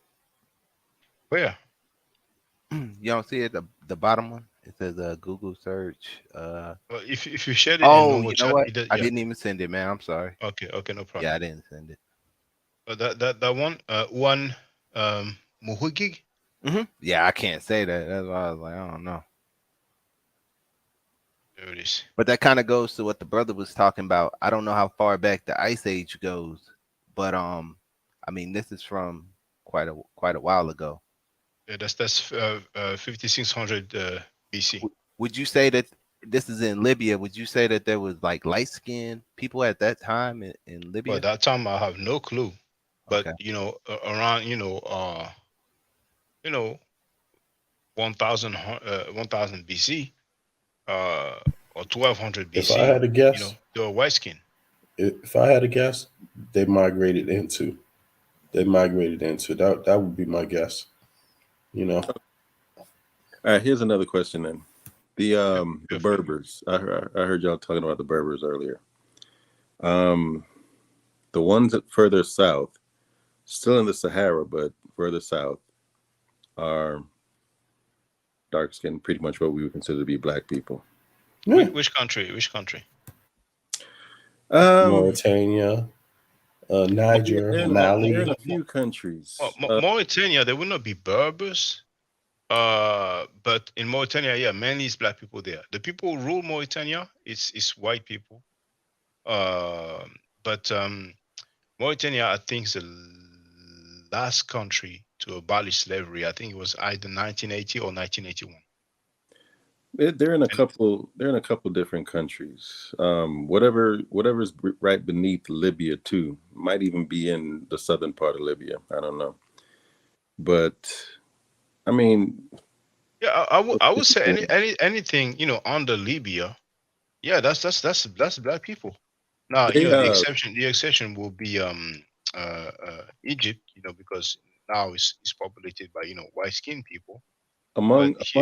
Among the Berbers, they're the only ones. The black ones to the south are the only ones that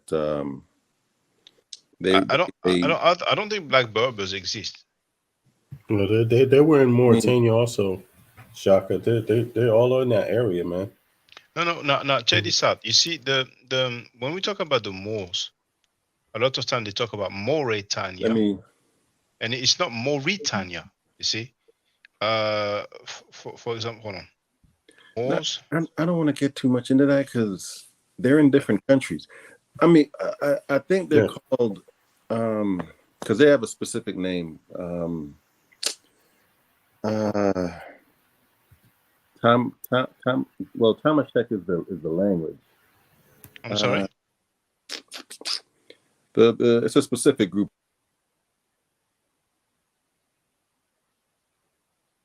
Oh, we don't hear you. We don't see you now, Afimi.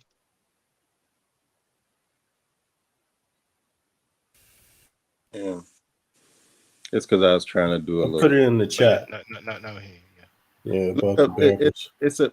These Berbers. They have a specific name. I want to say starts with a T. Yeah, Tamazig or yeah. Amazigh. Amazigh. Them also. That's a traditional name for Berbers. Let me just say this, please, just to add some clarity. Mauritania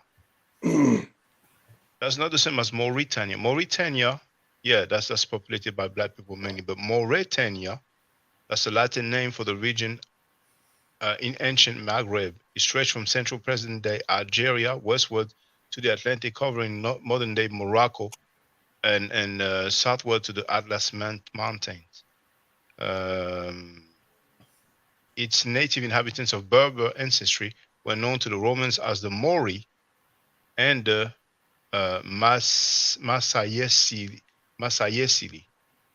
And this is the term that we have in Golden Age of the Moor when they're looking for the etymology of the term Moor. So they came up with Mori, and so that's Latin, and then they thought that maybe it comes from Moros, But I just wanted to just say that for the record. So go ahead, Afimi. I'm totally not talking about anything related to the Moors. Oh yeah. I was just talking about the Berbers, specifically that group, the Amazigh, the ones that are pretty much dark skinned, just like us. No, they're not. I mean, if you can show me, please show me. Yeah, I've seen plenty of pictures and videos of these folks. They're not like the people up north, and they're the only ones that their language Tamashek. They're the only ones that have that writing script that they call Tifinagh. That they say. Check this out. This is Amazigh, and those are the Amazigh people. That's not who I'm talking about. I'm talking about some actual black Berbers that I've seen. Okay, well, feel free to show me, but gosh,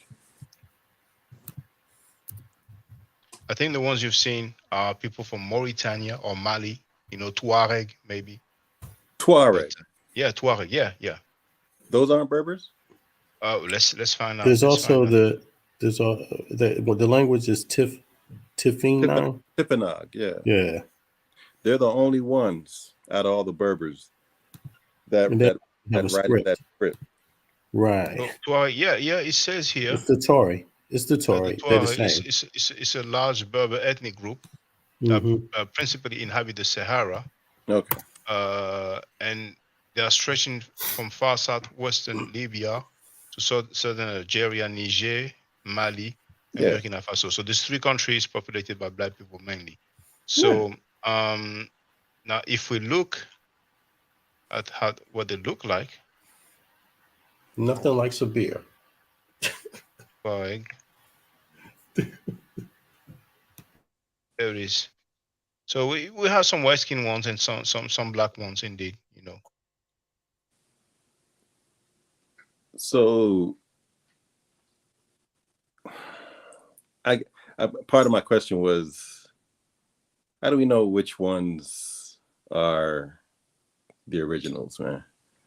I think one of the two took the other people's identity, and if I was to guess, I would say that the black people took the identity of the Berbers, just like white people. You see those black guys with the turban. You can only see like their eyes. A few people from Mali are like that. They have the turban, and they have basically I'm looking for one. Yeah, there it is. You see like this. You see. So if I was to guess, I would say some black Muslims, basically some Arabized black dudes, just took on the identity, just like in Philly, you can see those guys, the long beard and have the serious stuff. I guess they figured, okay, you can do that to us, so we're going to do that to you too. Yeah, long beard with a collar here, just like we see this guy dressed like Power Rangers. He called himself Israelites.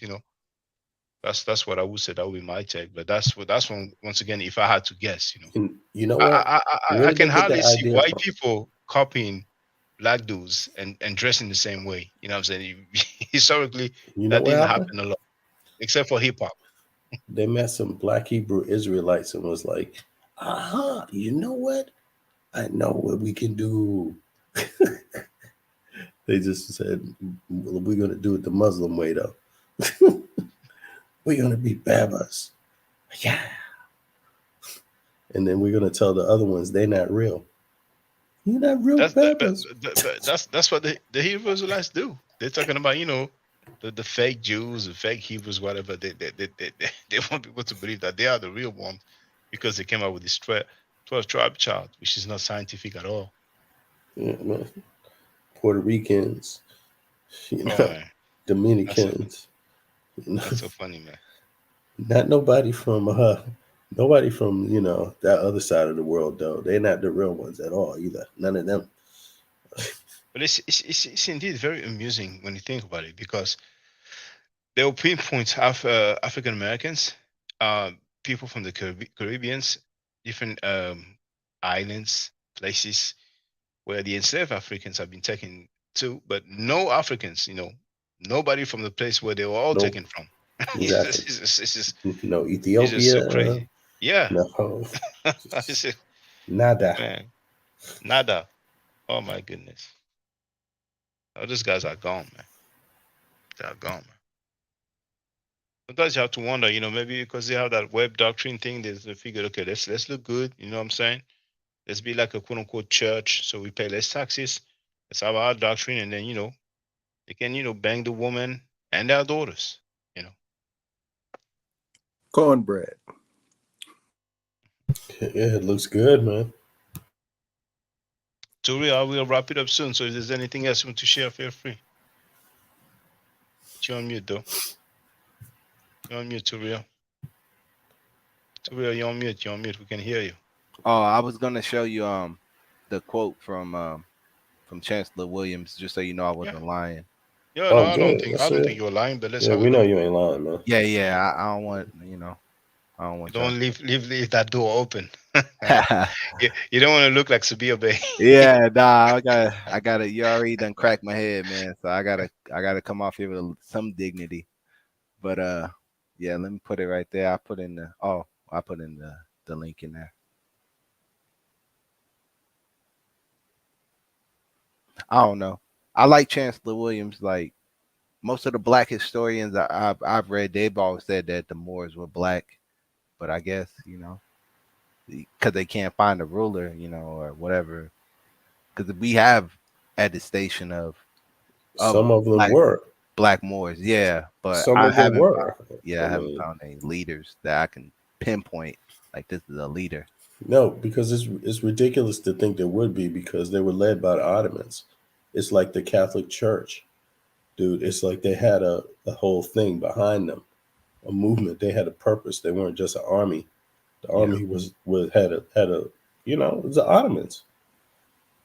They had a crusade of their own, bro. Mm-hmm. So it's like, and the Moors were part of that crusade, but they weren't the leaders of the crusade. So it's like.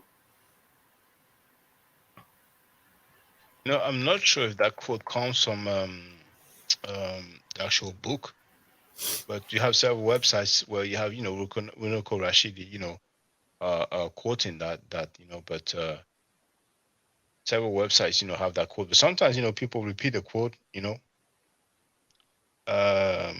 usually, when there's a quote, they would say where they got the quote from, but it looks like all these different websites don't say where the quote is taken from.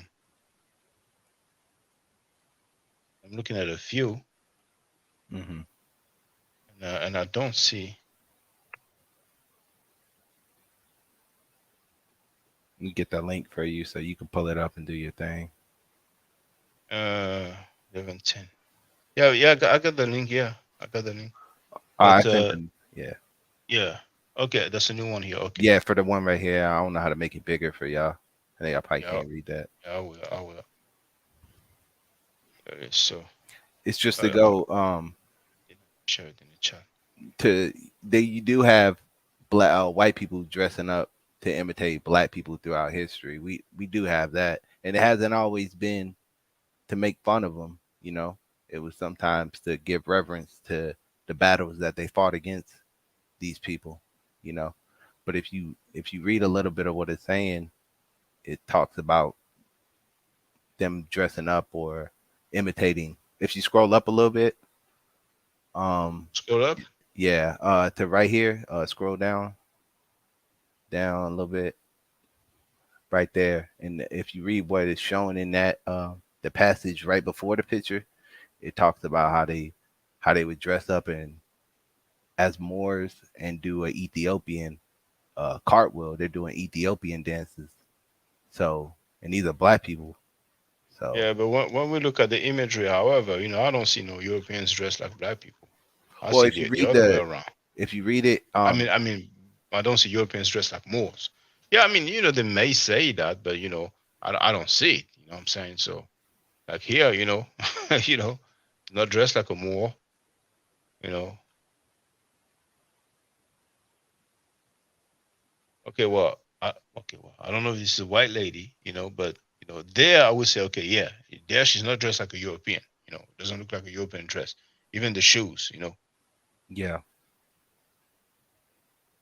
I don't know if that's a white lady or not. You know, what I'm saying the hair don't look black, but you know the I mean, sorry, the yeah, the hair don't look black, but you know the depiction, you know, is just like it looks like they're trying to depict a black woman.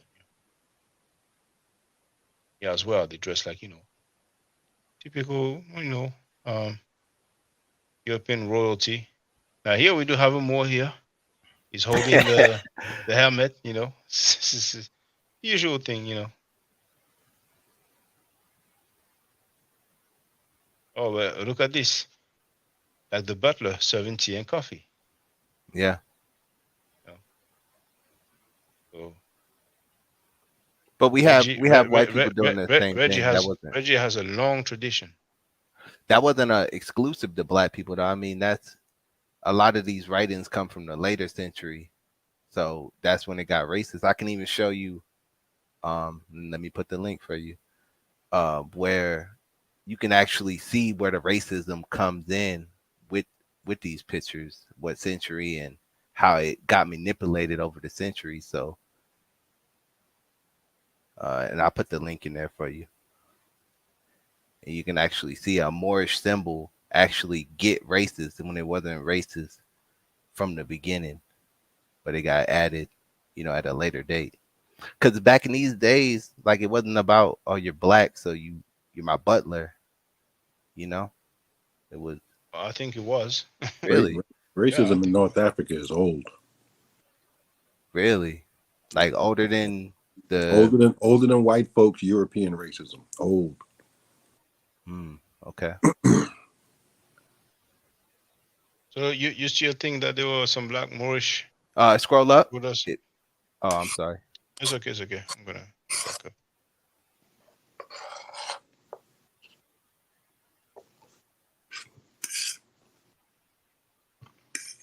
Is this a credible? Is that a credible website, Shaka? I don't know that website, but you know, here it says, you know, from at least 1830, St. Maurice began to feature on city coins and later versions of the city crest. By the 17th century, he was a chief symbol of the city. Herbert Ott Coburg Stadwapen, circa 1600 BC, 1600. I almost said BC. In Rudolf Bruckner, Coburg Stadwapen, and so you know they're talking about Saint Maurice. You know, that mythical ruler of the Theban Legion. So I don't know what to tell you, brother. No, but if you keep that wasn't my point of showing it. If you keep going down, it says how all other stuff got added later, and that's why we see, and that's where you can kind of see the racism playing in, but it didn't have all that. Where do you see the racism there? I mean, if you scroll up right here on this one, so now that he's wearing gold, that's racism. That's better than being a butler. If you keep going down, yeah, there it is. I think it's the last one there. Okay. But yeah, you can see the features have definitely got more dramatic. I don't think so. I think it's just a color. It's just a color.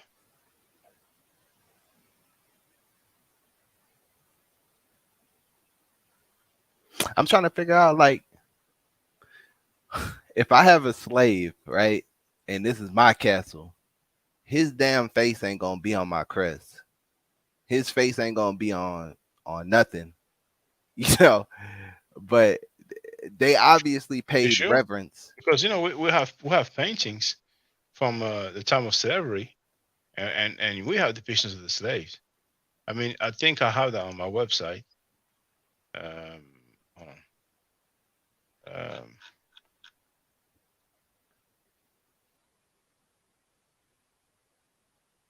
Like having a slave to them could have been like having Jordans or something, like a status symbol. Oh, absolutely.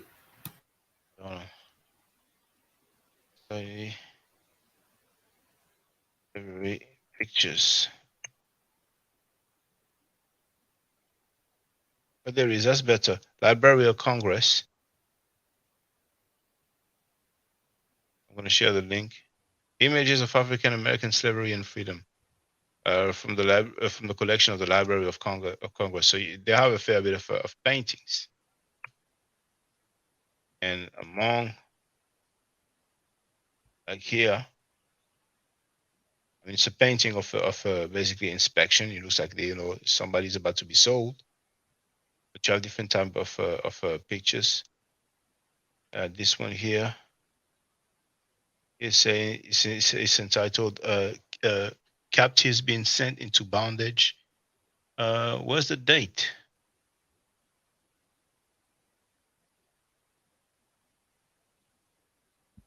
No date for this one. About this item. Okay, they created, published 1890, repeated in 1971. So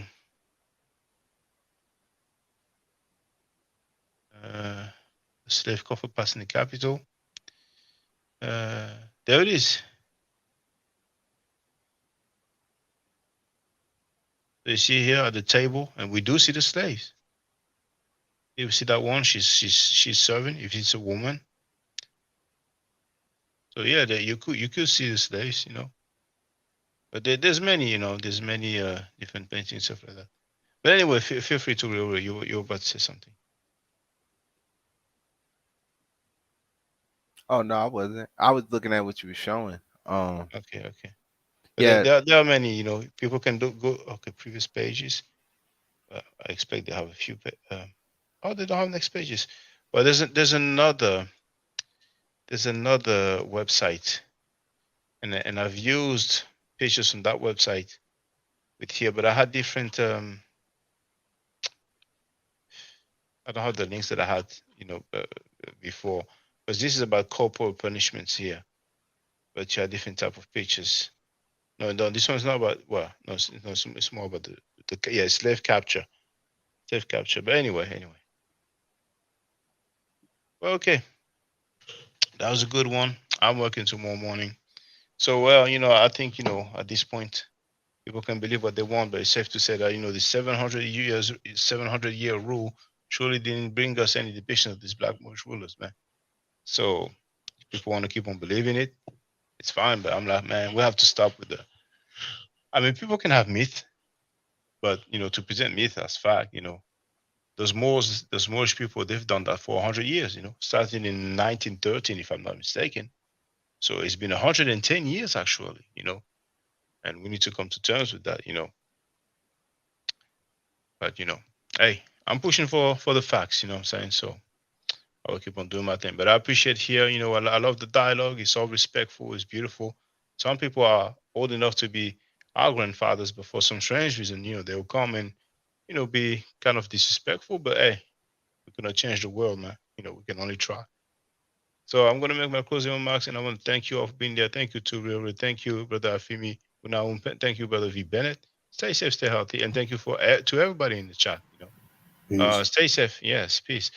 Stay safe, stay healthy. If I'm allowed to ban in the chat, I will definitely hand it back at you. I don't argue. I state facts. If you're not part of the solution, you're part of the problem. Do I to do in the chat? Now, for the record, for those who don't know, I'm giving Medu Neter classes. And here, that's the flyer. Okay? So, those who are interested, feel free to holler at me. If you're not interested, it's cool. But I recommend that everybody who has not yet seen the video, Kemet and Ma'at, Before Judaism, Christianity, and Islam, then watch it. It has about 300,000 views and really deserves to have a lot more. I just want to let everyone know who's listening in now and who's going to listen to this stream in the future. I just had my first Medu Neter class by Brother Shaka today, and I've had other Medu Neter lessons by other teachers, and I can tell you right now, the brother is the best in the game. He is that was one of the best classes I've ever had, ever. So if you're interested in learning the Medu Neter, if you're interested in getting the basics of it, Brother Shaka is an awesome teacher. Get with him, and it's extremely affordable. This brother is giving us his time and his skills, and he's basically giving it away. I mean, I just consider it a donation. You know what I'm saying? So if anybody's interested in learning the Medu Neter, get with this brother right here. He's an awesome, awesome, awesome teacher. And I'll end with that. Hotep Senu, Hena Senut. This is Julie, also known as Servant of Yah, and I'm currently taking the Medu Neter classes with Brother Shaka, and it has been an amazing experience. Only 2 lessons so far, and I feel like I've been taking the classes for months, just with the how in depth he goes into the vocabulary words, the construction of the language, the grammar. It's been immeasurable, the experience. And one thing that comes across, hands down, is his extreme passion for teaching this to anyone who is willing to learn and has an interest in learning. So I highly suggest, if you are interested, even a minimal interest, that you subscribe to the classes with Brother Shaka. It's such a nominal amount for how much you get. I know, like, our last class was over 2.5 hours. It felt like 2 minutes, but because that's how, involved you are in what he's teaching and how he teaches and how compassionate he is about what he teaches. Also with sharing materials free of charge, no question, no doubt. It's just what he does. He doesn't have to, but he does. And so I just wanted to give a short testimonial about the class and the effectiveness of the class, and all of that is attested to how studied Brother Shaka is. So I highly recommend anyone with a minimal interest that you do sign up for the Medu Neter class. Hotep.